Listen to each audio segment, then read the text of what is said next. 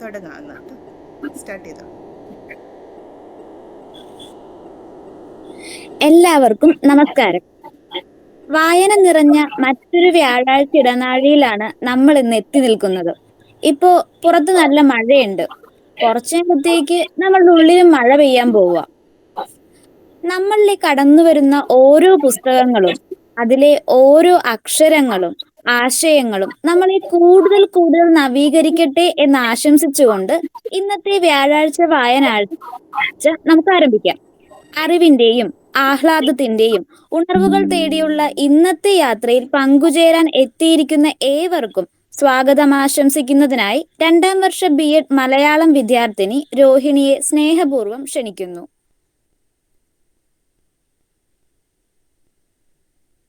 എല്ലാവർക്കും നമസ്കാരം. വായന മനസ്സിന്റെ വ്യായാമമാണ്. വായനയെ പരിപോഷിപ്പിക്കുവാനും അതിലൂടെ വിദ്യാർത്ഥി മനസ്സുകളെ ഉണർത്തുവാനും ലക്ഷ്യമിട്ട് ആരംഭിച്ച പരിപാടിയാണ് വ്യാഴാഴ്ച വായനാഴ്ച. അതെ, ഇന്നൊരു വ്യാഴാഴ്ചയാണ്. അതിന്റെ മറ്റൊരു അധ്യായത്തിലാണ് നമ്മൾ ഇന്ന് എത്തി നിൽക്കുന്നത്. ഈ പരിപാടിയുടെ അധ്യക്ഷ പദം അലങ്കരിക്കുന്നത് നമ്മളുടെ ബഹുമാനപ്പെട്ട college principal doctor PS Susmitha മാമാണ്. മാമിനെ സ്നേഹപൂർവ്വം ഈ പരിപാടിയിലേക്ക് സ്വാഗതം ചെയ്യുന്നു. ഇന്നത്തെ നമ്മുടെ പരിപാടിയുടെ മുഖ്യ അതിഥി ഡോക്ടർ K കണ്ണൻ സാറാണ്. അദ്ദേഹം 30 വർഷമായി മാധ്യമം ആഴ്ചപ്പതിപ്പ് ഉൾപ്പെടെ വിവിധ മാധ്യമങ്ങളിൽ മാധ്യമ പ്രവർത്തകനായി ജോലി ചെയ്യുന്നു. ഇപ്പോൾ ട്രൂ കോപ്പി തിങ്ക് എന്ന വെബ് പോർട്ടലിൽ എക്സിക്യൂട്ടീവ് എഡിറ്ററായി ജോലി ചെയ്തു വരുന്നു. ഇക്കിഗായ് അടക്കം ഏതാനും പുസ്തകങ്ങൾ അദ്ദേഹം മലയാളത്തിലേക്ക് വിവർത്തനം ചെയ്തിട്ടുണ്ട്. വിവർത്തനങ്ങൾക്ക് സാഹിത്യത്തിലും സാഹിത്യ ആസ്വാദകരിലും വലിയ പങ്കുണ്ട്. ജീവിത വിജയത്തിന്റെ രഹസ്യങ്ങൾ എഴുതിയിരിക്കുന്ന കൃതിയാണ് ഇക്കിഗായ്. ഈ ജാപ്പനീസ് കൃതിയുടെ വിവർത്തകനും മാധ്യമ പ്രവർത്തകനുമായ ശ്രീ K കണ്ണൻ സാറിനെ നിറഞ്ഞ ഹൃദയത്തോടെ ഈ പരിപാടിയിലേക്ക് സ്വാഗതം ചെയ്യുന്നു. ഈ പരിപാടിക്ക് ചുക്കാൻ പിടിക്കുന്ന ടീച്ചർ കോർഡിനേറ്റർമാരായ Krishnakumar sir, Heera miss, college librarian Vinod sir എന്നിവരെയും ഈ പരിപാടിയിലേക്ക് സന്തോഷപൂർവ്വം സ്വാഗതം ചെയ്യുന്നു. ഇക്കിഗായുടെ സവിശേഷതകളും പ്രത്യേകതകളും പങ്കുവെക്കാൻ പോകുന്നത് നമ്മുടെ പ്രിയപ്പെട്ട സീജ മിസ് ആണ്. മിസ്സിനെ ഹൃദയത്തിന്റെ ഭാഷയിൽ ഈ പരിപാടിയിലേക്ക് സ്വാഗതം ചെയ്യുന്നു. ഈ പരിപാടിയുടെ സ്റ്റുഡന്റ് കോർഡിനേറ്റർ ഐശ്വര്യ KM, ഇന്നിവിടെ ഈ പരിപാടിയിൽ പങ്കുചേരാൻ എത്തിയിരിക്കുന്ന അധ്യാപകർ, അനധ്യാപകർ, എന്റെ പ്രിയപ്പെട്ട കൂട്ടുകാരെ, നിങ്ങൾ ഓരോരുത്തരെയും സ്നേഹം ചാലിച്ച് സ്വാഗതം ആശംസിച്ചുകൊണ്ട് നിർത്തുന്നു. നന്ദി, നമസ്കാരം.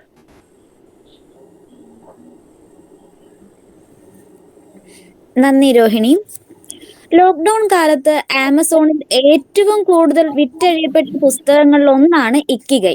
നിനച്ചിരിക്കാതെ വന്ന ഒരു ദുരന്തം മനുഷ്യ മനസ്സുകളിൽ തീർത്ത വേലിയേറ്റത്തെ പ്രതിരോധിക്കാൻ പലരും കണ്ടെത്തിയ മാർഗം ഈ ജാപ്പനീസ് പുസ്തകമായിരുന്നു.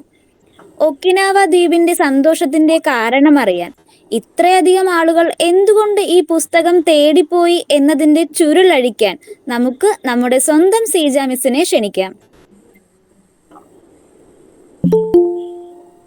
Thank you Aishwarya. എല്ലാവർക്കും നമസ്കാരം. മൂത്തോട് SNM ട്രെയിനിങ് കോളേജിന്റെ വ്യാഴാഴ്ച വായനാഴ്ച ഈ പരിപാടിയിൽ ഇക്കിഗായ് എന്ന പുസ്തകത്തെ കുറിച്ചിട്ട് സംസാരിക്കാനായിട്ട് ഒരു അവസരം കിട്ടിയത് വളരെയധികം സന്തോഷം. അത് എൻ്റെ ഒരു വായന അനുഭവം എന്ന രീതിയിൽ ഞാനത് അവതരിപ്പിക്കാനായിട്ട് ശ്രമിക്കാം. വളരെയധികം പുസ്തകങ്ങളൊന്നും വായിക്കുന്ന ഒരാളല്ല ഞാൻ. എന്നാൽ ചില പുസ്തകങ്ങൾ നമ്മളെ വല്ലാതെ ആകർഷിക്കും, നമ്മളോടത് വായിക്കാനായിട്ട് ആവശ്യപ്പെടുന്നതായിട്ട് തോന്നും.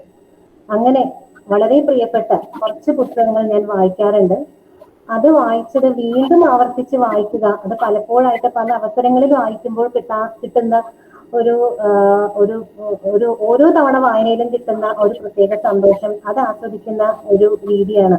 വളരെ അധികം പുസ്തകങ്ങൾ ഞാൻ വായിച്ചിട്ടില്ല, പക്ഷെ വായിച്ച പുസ്തകങ്ങൾ ഓരോന്നും എനിക്ക് പ്രിയപ്പെട്ടത് തന്നെയാണ്.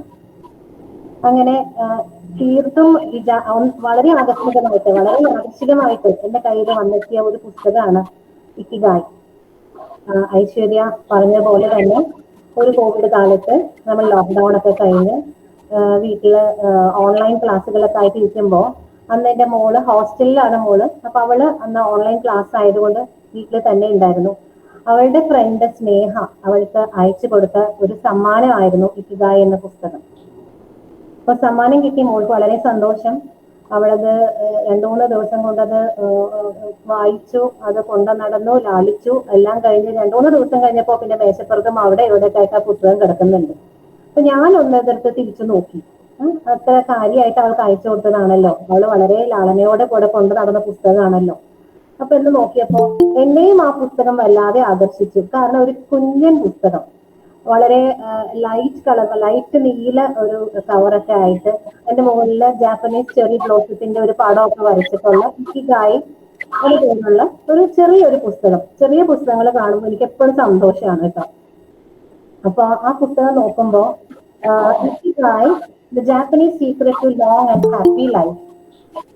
അപ്പൊ ജാപ്പനീസ് പുസ്തകം, ജാപ്പനീസ്, അപ്പൊ അതിന് തൊട്ട് മുൻപായിട്ട് ഞാൻ വായിക്കുന്നത്, അല്ലെങ്കിൽ ആ സമയത്ത് ഞാൻ വായിച്ചുകൊണ്ടിരുന്നത് ടോട്ടോ ചാൻ എന്നുള്ള പുസ്തകമാണ്. കാരണം ലോക്ക്ഡൌൺ സമയത്ത് 2ാം ക്ലാസ്സുകാരനായ മോന് വേണ്ടി ഞാൻ ആ പുസ്തകം വായിച്ചു കൊടുത്തുകൊണ്ടിരിക്കുകയായിരുന്നു. അപ്പൊ ജപ്പാനീസ് ഭാഷയും അവിടുത്തെ കൊബയാച്ചി മാഷിന്റെ സ്കൂളും എന്താ ടോമോ സ്കൂള്, അവിടുത്തെ അമ്പലം, അങ്ങനെയുള്ള ആ ജാപ്പനീസ് ആ വാക്കുകൾ വായിക്കുമ്പോൾ ഉണ്ടാവുന്ന കൗതുകം, അതുപോലെ സ്കൂളിന്റെ പ്രത്യേകത, ജപ്പാനിലത്തെ ജീവിത രീതികൾ, അപ്പൊ ജപ്പാനുമായിട്ട് എന്തോ ഒരു ഇഷ്ടം തോന്നിയ ആ ദിവസങ്ങളിൽ സ്ഥിരം എനിക്കത് ഇഷ്ടപ്പെട്ട ഒരു പുസ്തകം തന്നെയാണ്. പക്ഷെ ആ അവസരത്തിൽ ഞാൻ മോന് വേണ്ടി അത് വായിച്ചുകൊണ്ടിരിക്കുന്നതും കൂടി ആയതുകൊണ്ട് വീണ്ടും ഒരു ജാപ്പനീസ് പുസ്തകം കണ്ടപ്പോൾ വീണ്ടും ഒരു കൗതുകം.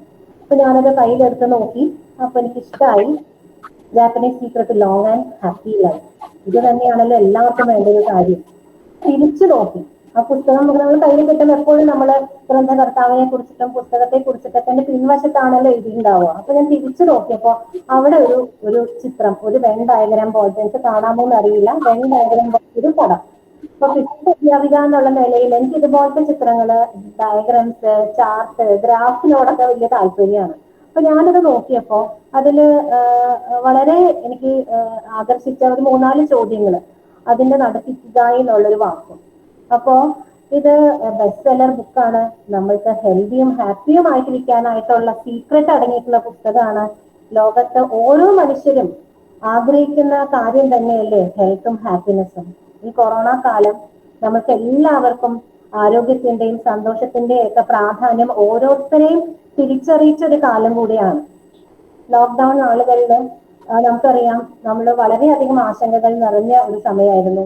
നമുക്ക് പുറത്തു പോകാനും സന്തോഷിക്കാനും എന്ന് വരെ നമ്മൾ ഇങ്ങനെ, അല്ലെങ്കിൽ നമ്മുടെ ജീവിതം എന്നാണ് പണ്ടത്തെ പോലെ തിരിച്ചാവുക എന്നൊക്കെ ആശങ്കപ്പെട്ടിരുന്ന നമ്മുടെ ചുറ്റുമുള്ള ആളുകളുടെ വിഷമങ്ങൾ കണ്ടുകൊണ്ടിരുന്ന സമയം. അതുപോലെ തന്നെ കൊറോണ ബാധിക്കാതിരിക്കാനായിട്ട് ആരോഗ്യം എങ്ങനെ നിലനിർത്താം എന്ന് ചിന്തിച്ചുകൊണ്ടിരുന്ന സമയം. കൊറോണ ബാധിച്ചവർക്കാകട്ടെ എങ്ങനെ തിരിച്ച് ആരോഗ്യം വീണ്ടെടുക്കാം എന്നുള്ള ആ ഒരു ചിന്തകള്. ഇപ്പൊ കൊറോണ ബാധിച്ച അവരാണ് ഞാനും എന്റെ ഹസ്ബൻഡും ഒരു നവംബർ 2020 നമ്മളുടെ പരിചയക്കാർക്കും കൂട്ടുകാർക്കും ഒക്കെ കൊറോണ ബാധിക്കുന്നതിന് വളരെ മുൻപായിട്ട് തന്നെ കൊറോണ അഫക്റ്റഡ് ആയിട്ടുള്ളവരാണ്. അപ്പോ അന്നൊക്കെ വളരെയധികം ആശങ്കകളാണ്. കാരണം കൊറോണ ബാധിച്ചാൽ പല പല പ്രശ്നങ്ങളാണെന്നാണല്ലോ നമുക്ക് ടിവിയിലാണെങ്കിലും ഇന്റർനെറ്റിലാണെങ്കിലും ഒക്കെ അങ്ങനെയുള്ള അറിവുകളാണ് കൂടുതലും വന്നുകൊണ്ടിരുന്നത്. അപ്പോ ഈ ഒരു പുസ്തകത്തിന്റെ ആ ക്യാപ്ഷൻ, ആ ഒരു ചെറിയ ആ ഒരു ടൈറ്റിൽ എന്നെ വല്ലാതെ ആകർഷിച്ചു. അപ്പോ ഞാനത് വായിക്കാം, എനിക്ക് വായിക്കണമെന്നുള്ള ആഗ്രഹം ഉണ്ടായി. അപ്പോഴാണ് അത് മനസ്സിലാക്കുന്നത്. ഇങ്ങനെ വായിച്ചു തുടങ്ങുമ്പോൾ ഒരു 10 ചാപ്റ്റേഴ്സ്, 9 ചാപ്റ്റേഴ്സ് ആണ്. അതിനാദ്യം തന്നെ ഒരു ഇൻട്രൊഡക്ഷനും ഒരു സമ്മറിയും, അങ്ങനെ 11 ചാപ്റ്റേഴ്സ് ആയിട്ടാണ് ഉള്ളത്. അപ്പൊ ആദ്യത്തെ ചാപ്റ്റർ വായിക്കുമ്പോൾ തന്നെ എനിക്ക് മനസ്സിലായി ഈ പുസ്തകം ലോകത്തില് ആയുർദൈർഘ്യം കൂടുതലുള്ള ആളുകളെ കുറിച്ചിട്ടുള്ള ഒരു പുസ്തകമാണ്. അപ്പോ ലോകത്തിലെ ബ്ലൂ സോണുകളായിട്ട് കുറച്ച് ഭാഗങ്ങൾ കണ്ടെത്തിയിട്ടുണ്ട്. അപ്പൊ ഈ ബ്ലൂ സോൺ എന്ന് പറഞ്ഞിട്ടുണ്ടെങ്കിൽ വളരെയധികം ആരോഗ്യവും ആയുർദൈർഘ്യവും ഉള്ള ആളുകൾ വസിക്കുന്ന ആ പ്രദേശത്തെയാണ് ബ്ലൂ സോൺ എന്ന് പറയുന്നത്. അങ്ങനെ ഈ പുസ്തകത്തിനകത്ത് ഒരു 5 ബ്ലൂ സോണുകൾ ഐഡന്റിഫൈ, ആ പുസ്തകത്തിനകത്ത് അതിനെ കുറിച്ച് പറയുന്നുണ്ട്. അതിൽ ഏറ്റവും പ്രധാനപ്പെട്ടതും ഏറ്റവും ഫസ്റ്റ് ആയിട്ട് അവർ പറയുന്നത് ഒക്കിനാവ ദ്വീപ്, ജപ്പാനിലത്തെ ഒക്കിനാവ ദ്വീപിനെ കുറിച്ചിട്ടാണ്. അപ്പൊ ഈ ഒക്കിനാവ ദ്വീപിന്റെ പ്രത്യേകത എന്ന് പറയുന്നത്, അതില് നമ്മൾ അതിന്റെ അനുപാതം എടുക്കുകയാണെങ്കിൽ വളരെയധികം ആളുകള് 100 വയസ്സിന് മുകളിലുള്ള ആളുകൾ ആ ദ്വീപില് ജീവിക്കുന്നു. അത് വെറുതെ ജീവിക്കല്ല, അവർ വളരെ സന്തോഷത്തോടുകൂടെ, ആരോഗ്യത്തോടുകൂടെ, വളരെ കാര്യപ്രാപ്തിയോടുകൂടെ, കാര്യക്ഷമമായിട്ട് എല്ലാ പ്രവർത്തികളും ചെയ്തുകൊണ്ട് തന്നെ ഏറ്റവും ആക്റ്റീവായിട്ട് 100 വയസ്സിന് മുകളിലുള്ള ആളുകൾ കൂടുതലായിട്ട് വസിക്കുന്ന ഒരു പ്രദേശമാണ് ജപ്പാനിലെ ഒക്കിനാവ ദ്വീപ്. അപ്പൊ അത് തന്നെ വളരെ കൗതുകമുള്ളൊരു കാര്യമാണ്. അപ്പൊ ഇതിന്റെ ഗ്രന്ഥകർത്താക്കള് Victor Garcia and Francis Miralles, Hector Garcia and Francis Miralles. Garcia പറഞ്ഞിട്ടുണ്ടെങ്കിൽ അദ്ദേഹം ഒരു സ്പെയിൻകാരനാണ്. അദ്ദേഹം വളരെയധികം കാലം സ്വിറ്റ്സർലൻഡ് സേൺ ലബോറട്ടറിയിൽ സോഫ്റ്റ്വെയർ എഞ്ചിനീയർ ആയിട്ടൊക്കെ വർക്ക് ചെയ്ത് ജപ്പാന്റെ സംസ്കാരവുമായി ആകർഷിതനായിട്ട് ജപ്പാനിൽ താമസിച്ച് അവിടുത്തെ സംസ്കാരത്തെ കുറിച്ച് പഠിക്കുകയും അത് ലോകത്തെ അറിയിക്കാനായിട്ടുള്ള പ്രവർത്തനങ്ങളൊക്കെ നടത്തിക്കൊണ്ടിരിക്കുന്ന ഒരു വ്യക്തിയാണ്. അതുപോലെ തന്നെ ഫ്രാൻസിസ് മെറാലസ്. ഇവര് രണ്ടുപേരും കൂടെ കൊളാബറേറ്റർ ആയിട്ട് അവർ തമ്മില് രണ്ടുപേരും കൂടെ ചേർന്ന് നടത്തിയ അന്വേഷണമാണ് സത്യം പറഞ്ഞാൽ ഈ പുസ്തകത്തിന്റെ രൂപത്തിൽ പുറത്തു വന്നിട്ടുള്ളത്. ജപ്പാനിലെ ഒക്കിനാവ ദ്വീപിലത്തെ ആളുകളുടെ ആയുർദൈർഘ്യത്തിന്റെയും അവരുടെ സന്തോഷത്തിന്റെയും ആരോഗ്യത്തിന്റെയും ഒക്കെ രഹസ്യങ്ങളാണ് ഈ പുസ്തകം നമ്മളുടെ മുമ്പിൽ തുറന്നു വെക്കുന്നത്. അപ്പം ഈ ഓരോ ചാപ്റ്റേഴ്സ് വായിക്കുമ്പോഴും വളരെ രസമാണ്. കാരണം ഇതിന്റെ ഓരോ ചാപ്റ്ററിന്റെ പേര് തന്നെ വളരെ രസകരമായിട്ടുള്ളതാണ്. ആദ്യം ikigai, art of staying young while growing old. നമ്മൾ ഓരോരുത്തരും വയസ്സായിക്കൊണ്ടിരിക്കുന്ന ആളുകളാണ് അല്ലെ. ഓരോരുത്തരും ഓരോ കൊല്ലം തോറും ചെല്ലും തോറും വയസ്സായിക്കൊണ്ടിരിക്കുകയാണ്. പക്ഷേ the art of staying young while growing old, ഇതല്ലേ നമുക്ക് വേണ്ട ഒരു കല. നമ്മൾക്ക് എങ്ങനെയാണ് വയസ്സായിക്കൊണ്ടിരിക്കുമ്പോഴും ഓരോ വർഷം ചെല്ലുന്തോറും നമുക്ക് ചെറുതായിട്ട് ഇരിക്കാനായിട്ട് കഴിയുന്ന ആ കല എന്ന് അറിയാനായിട്ട് നമുക്ക് ഓരോരുത്തർക്ക് ആഗ്രഹമുണ്ട്. അപ്പൊ ആ ഒരു ക്യാപ്ഷനില് വളരെയധികം കാര്യങ്ങൾ അതിനകത്ത് പറയുന്നുണ്ട്. അതുപോലെ രണ്ടാമത്തെ chapter the anti ageing secrets, little things that add up to a long and happy life. നമ്മൾക്ക് വളരെയധികം കാലം ഹാപ്പി ആയിട്ട് ജീവിക്കാനായിട്ട് സഹായിക്കുന്ന ചെറിയ ചെറിയ വിഷയങ്ങളെ കുറിച്ചിട്ട് ആണ് അതിൽ പറയുന്നത്. അതിന്റെ ക്യാപ്ഷനും നമുക്ക് വളരെ അട്രാക്റ്റീവ് ആണ്. അതിനും വളരെയധികം കാര്യങ്ങൾ പറയുന്നുണ്ട്. അങ്ങനെ വളരെ ഇൻട്രസ്റ്റിംഗ് ആയിട്ടുള്ള ക്യാപ്ഷനോട് കൂടിയിട്ടുള്ള മാറ്ററോട് കൂടിയിട്ടുള്ള 9 ചാപ്റ്റേഴ്സ് ആണ്. അതില് പല വിഷയങ്ങളൊക്കെ നമ്മുടെ സ്ട്രെസ് ലെവലിനെ കുറിച്ച് പറയുന്നുണ്ട്, നമ്മുടെ ഈറ്റിംഗ് ഹാബിറ്റ്സിനെ കുറിച്ച് പറയുന്നുണ്ട്. അതുപോലെ തന്നെ എക്സസൈസിന്റെ പ്രാധാന്യം, എക്സസൈസ് ചെയ്യേണ്ട രീതികളെ കുറിച്ചിട്ട് ഒക്കെ നമുക്ക് ഓരോ ചാപ്റ്റേഴ്സിലും പറയുന്നുണ്ട്. അപ്പൊ അതിന്റെ ഡീറ്റെയിൽസ് അത് വായിക്കുമ്പോൾ തന്നെയാണ് ഇതൊന്നും നമുക്ക് അറിയാത്ത വിഷയങ്ങളൊന്നും അല്ല. നമ്മൾ ഓരോരുത്തരും ഈ പ്രായത്തില് അല്ലെങ്കിൽ ഇത്രയും കാലം കൊണ്ട് തന്നെ നിങ്ങൾ ഓരോരുത്തർക്കും ഇത് നമുക്ക് ചുറ്റുമുള്ള എല്ലാവർക്കും അറിയുന്ന വിഷയങ്ങൾ തന്നെയാണ്.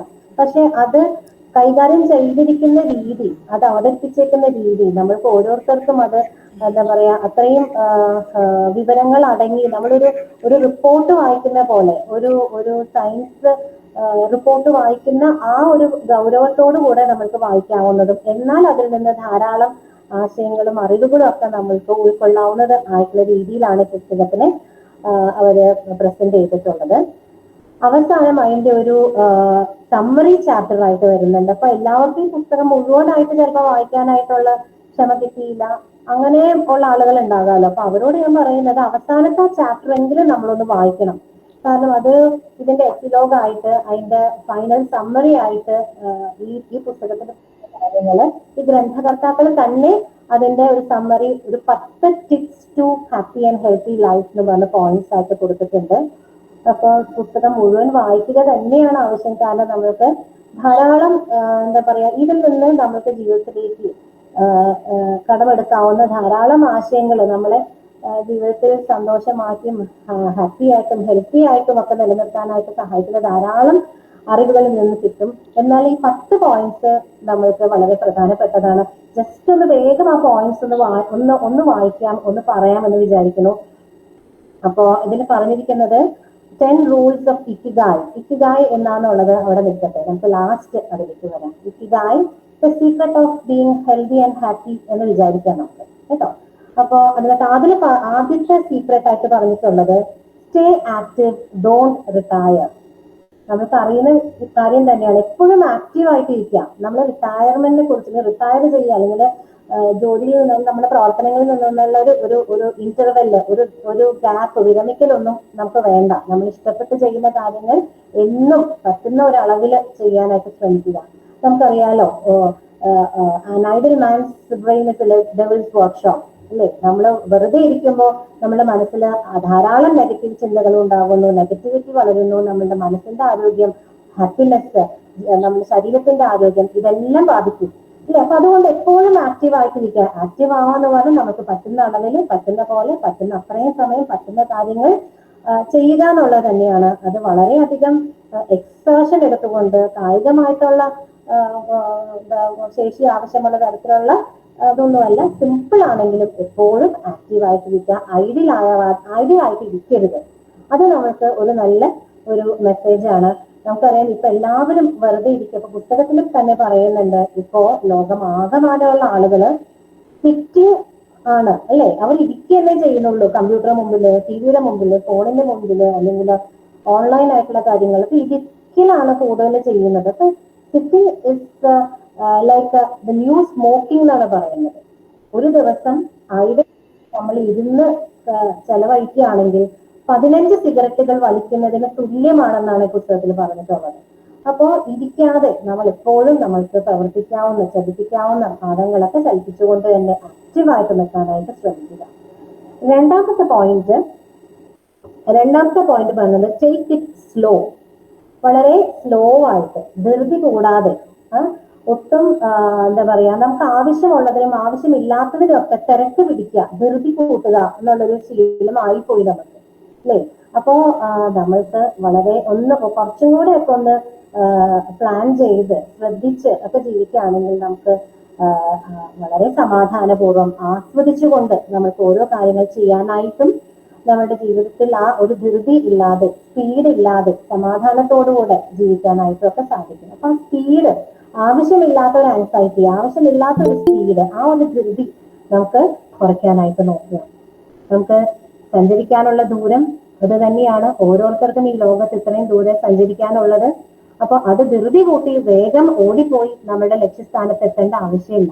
നമ്മൾക്ക് സമാധാനത്തോടുകൂടെ, സന്തോഷത്തോടുകൂടെ, ആസ്വദിച്ചുകൊണ്ട് ഈ ജീവിതത്തിലൂടെ പതുക്കെ നടന്നു നീങ്ങാം. മൂന്നാമത് പറയുന്ന കാര്യം, ഡോണ്ട് ഫിൽ യുവർ സ്റ്റൊമക്ക്. നമുക്ക് എല്ലാവർക്കും അറിയുന്ന കാര്യമാണ് അല്ലെ. പക്ഷെ ഭക്ഷണം കാണുമ്പോൾ ഈ ഒരു അറിവൊക്കെ നമ്മൾ മറന്നുപോകും. അപ്പോ ഇവര് പറയുന്നത് ഹരെ ഹാച്ചിബു എന്ന് പറയും. ഹരെ ഹാച്ചിബു എന്ന് പറയുന്നത് ഫിൽ ഓൺലി 80% ഓഫ് യുവർ സ്റ്റൊമക്ക്. അത് ജാപ്പനീസ് സെൻ സന്യാസിമാരുടെ ഒരു പ്രിൻസിപ്പിളാണ്. ഹരെ ഹാച്ചിബു, ഫിൽ ഓൺലി 80% ഓഫ് യുവർ സ്റ്റൊമക്ക്. അറിയുന്ന വിഷയങ്ങൾ തന്നെയാണ്. നമ്മളുടെ പൂർവികർ നമുക്ക് പറഞ്ഞു തന്നിട്ടുള്ള കാര്യമാണ്. അമിതമായാൽ അമൃതും വിഷം അല്ലേ. പക്ഷെ ഇതൊന്നും നമ്മൾ ഭക്ഷണ സമയത്ത് ഓർക്കാറില്ല. ഏറ്റവും ശുദ്ധമായ, ഏറ്റവും പൊല്യൂഷൻ ഇല്ലാത്ത, ഏറ്റവും മായം ചേർക്കാത്ത ഏറ്റവും നല്ല ഭക്ഷണം അതിന്റെ ആവശ്യമുള്ള അളവിൽ മാത്രം അമിതമാവാതെ കഴിക്കുക എന്നുള്ളതും നമ്മളുടെ ഹെൽത്തി ആൻഡ് ഹാപ്പി ലൈഫിന്റെ ഒരു സീക്രട്ട് ആണ് അല്ലേ. Surround your self with good friends. നല്ല ഫ്രണ്ട്സിന്റെ കൂടെ ഇരിക്കാനായിട്ട് ആവുക. നമുക്കറിയാലോ, കൂട്ടുകാരുടെ കൂടെയുള്ള അവസരം ആണ് നമ്മളുടെ ജീവിതത്തിൽ ഏറ്റവും സന്തോഷം തരുന്ന അവസരം. കൂട്ടുകാരുടെ കൂടെ ഇരിക്കുമ്പോൾ നമ്മൾ ഭക്ഷണം കഴിച്ചോ, നമുക്ക് വിഷമം ഉണ്ടോ, നമ്മൾക്ക് എന്തെങ്കിലും അസുഖം ഉണ്ടോ, നമ്മൾക്ക് ഉറങ്ങണോ, ഇതൊന്നും നമ്മൾ ആലോചിക്കാറേ ഇല്ല.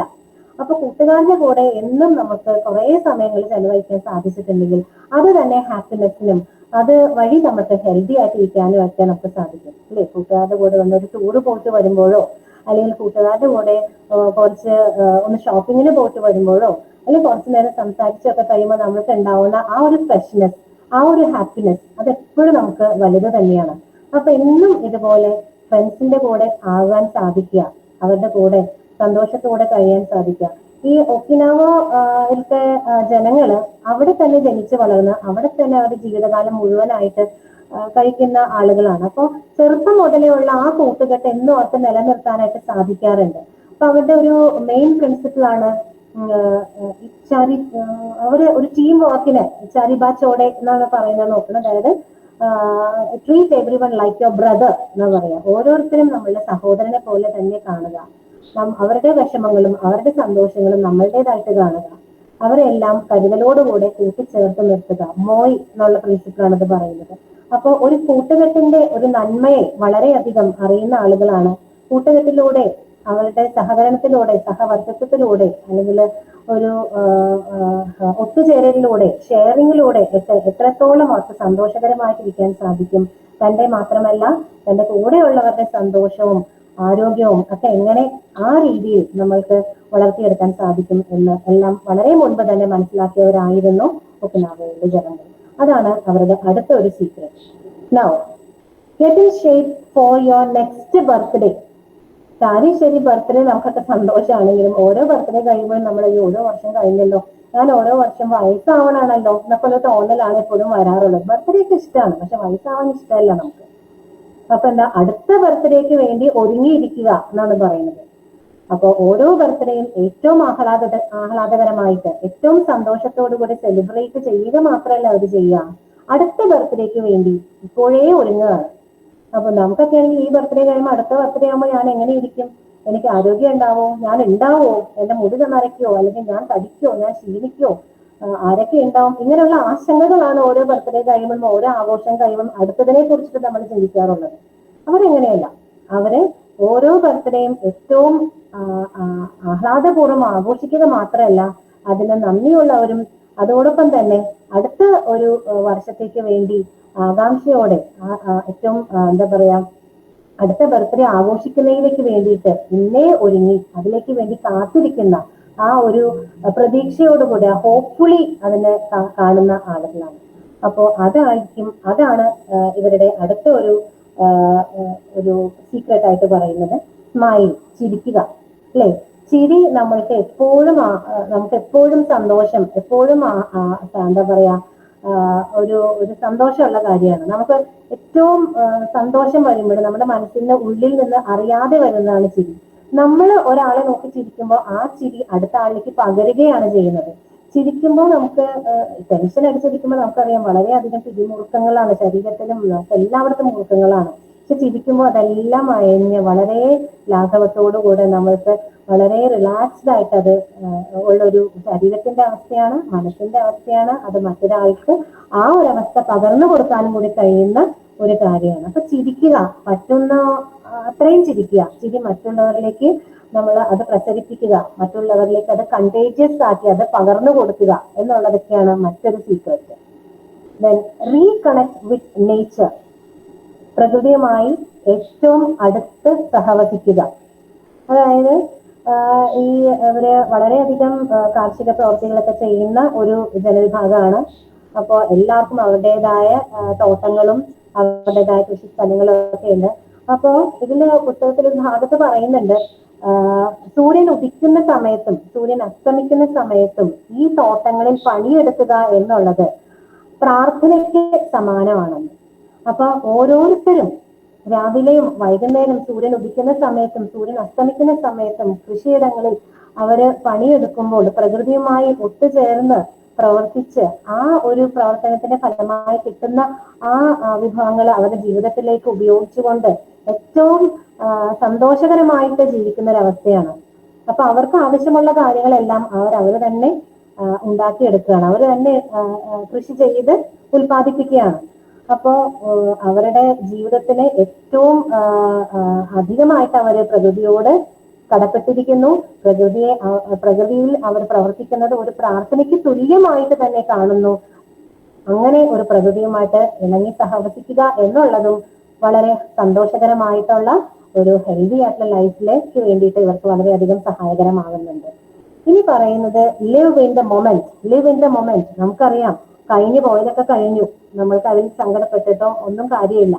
ഇനി വരാൻ പോകുന്ന ഭാവി നമ്മുടെ കയ്യിലുള്ളതല്ല, നമ്മൾ അതിനെക്കുറിച്ച് ആശങ്കപ്പെട്ടിട്ടും കാര്യമില്ല. ഇപ്പോൾ നമ്മുടെ കയ്യിലുള്ളത് ഈ ഒരു നിമിഷം, ഇപ്പോ ഈ അവസ്ഥ മാത്രമാണുള്ളത്. അതിനെ ഏറ്റവും നല്ല രീതിയിൽ, ഏറ്റവും ഗുണകരമായ രീതിയിൽ, ഏറ്റവും എന്താ പറയാ ഏറ്റവും സന്തോഷപ്രദമായിട്ട് അതിനെ കൈകാര്യം ചെയ്യുക. എന്നുള്ളത് മാത്രമാണ് ഉള്ളത്. അപ്പൊ ഇത്രയും കാര്യങ്ങളൊക്കെ അതാണ് 9ാമത്തെ പോയിന്റ് ആയിട്ട് പറഞ്ഞിട്ടുള്ളത്. ഇതെല്ലാം പലപ്പോഴായിട്ട് പല രീതിയിൽ, പല അവസരങ്ങളിൽ, പല സ്ഥലത്ത് നിന്ന്, പല സോഴ്സസിൽ നിന്നൊക്കെ നമ്മൾ കേട്ടിട്ടുള്ള പോയിന്റ്സ് തന്നെയാണ്. ഇത് ഇക്കിഗായ് എന്നുള്ള പുസ്തകത്തില് ഒക്കിനാവ ദ്വീപ് നിവാസികളുടെ ജീവിതവുമായി ബന്ധപ്പെടുത്തി അവരുടേതായ ഒരു ഫിലോസഫി ആയിട്ട്, അവരുടേതായ ചിന്തകളായിട്ടാണ് ഇതിൽ അവതരിപ്പിച്ചിട്ടുള്ളത്. പക്ഷെ അതിനുശേഷം അവസാനമായിട്ട് പറയുന്ന ഒരു കാര്യമാണ് ഫോളോ യുവർ ഇക്കിഗായ്. എന്താണ് ഇക്കിഗായ്? നിങ്ങളുടെ ഇക്കിഗായ് കണ്ടെത്തി അത് പ്രകാരം ജീവിക്കുക എന്നാണ് പറയുന്നത്. അപ്പൊ ഇക്കിഗായ് എന്നുള്ളതാണ് ഈ പുസ്തകത്തിന്റെ പേര്. അപ്പൊ ഇക്കിഗായ് എന്നുള്ളത് ഒരു വലിയ സീക്രട്ട് തന്നെയാണ്. അതുകൊണ്ടാണല്ലോ ഇക്കിഗായ് എന്നുള്ള പേര് ഈ പുസ്തകത്തിന് തന്നെ ഇട്ടത്. അത് ഇമ്പോർട്ടന്റ് ആണ്. അല്ലാതെ ധാരാളം ജാപ്പനീസ് വാക്കുകളൊക്കെ ഇതിനകത്ത് പല സ്ഥലത്തും പരാമർശിക്കപ്പെട്ടിട്ടുണ്ട്. പക്ഷെ ഇക്കിഗായ് എന്നുള്ള വാക്ക് അതില് വളരെ പ്രത്യേകമായിട്ട് തന്നെ എടുത്ത് പല സ്ഥലങ്ങളിലും പറയുന്നുണ്ട്. എന്താണ് ഇക്കിഗായ്? അപ്പൊ ഇക്കിഗായ് എന്ന് പറഞ്ഞാൽ ഇക്കി ഗായ് എന്നാണ്.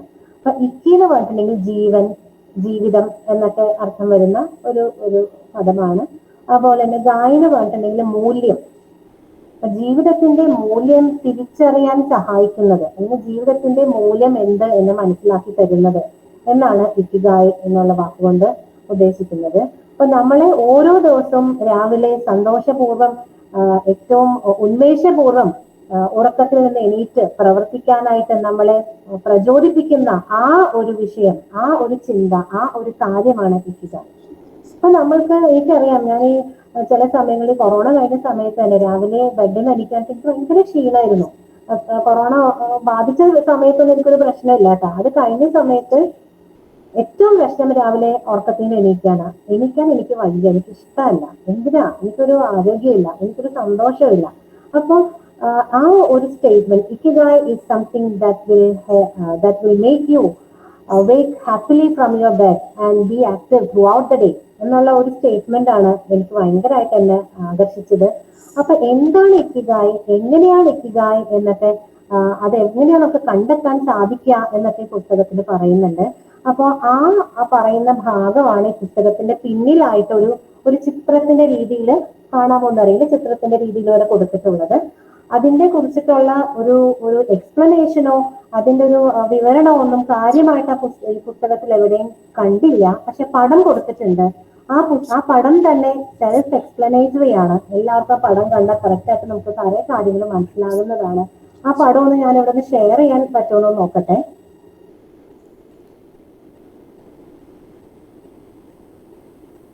നിങ്ങൾക്ക് ഈ പടം കാണാൻ സാധിക്കുന്നുണ്ടോ?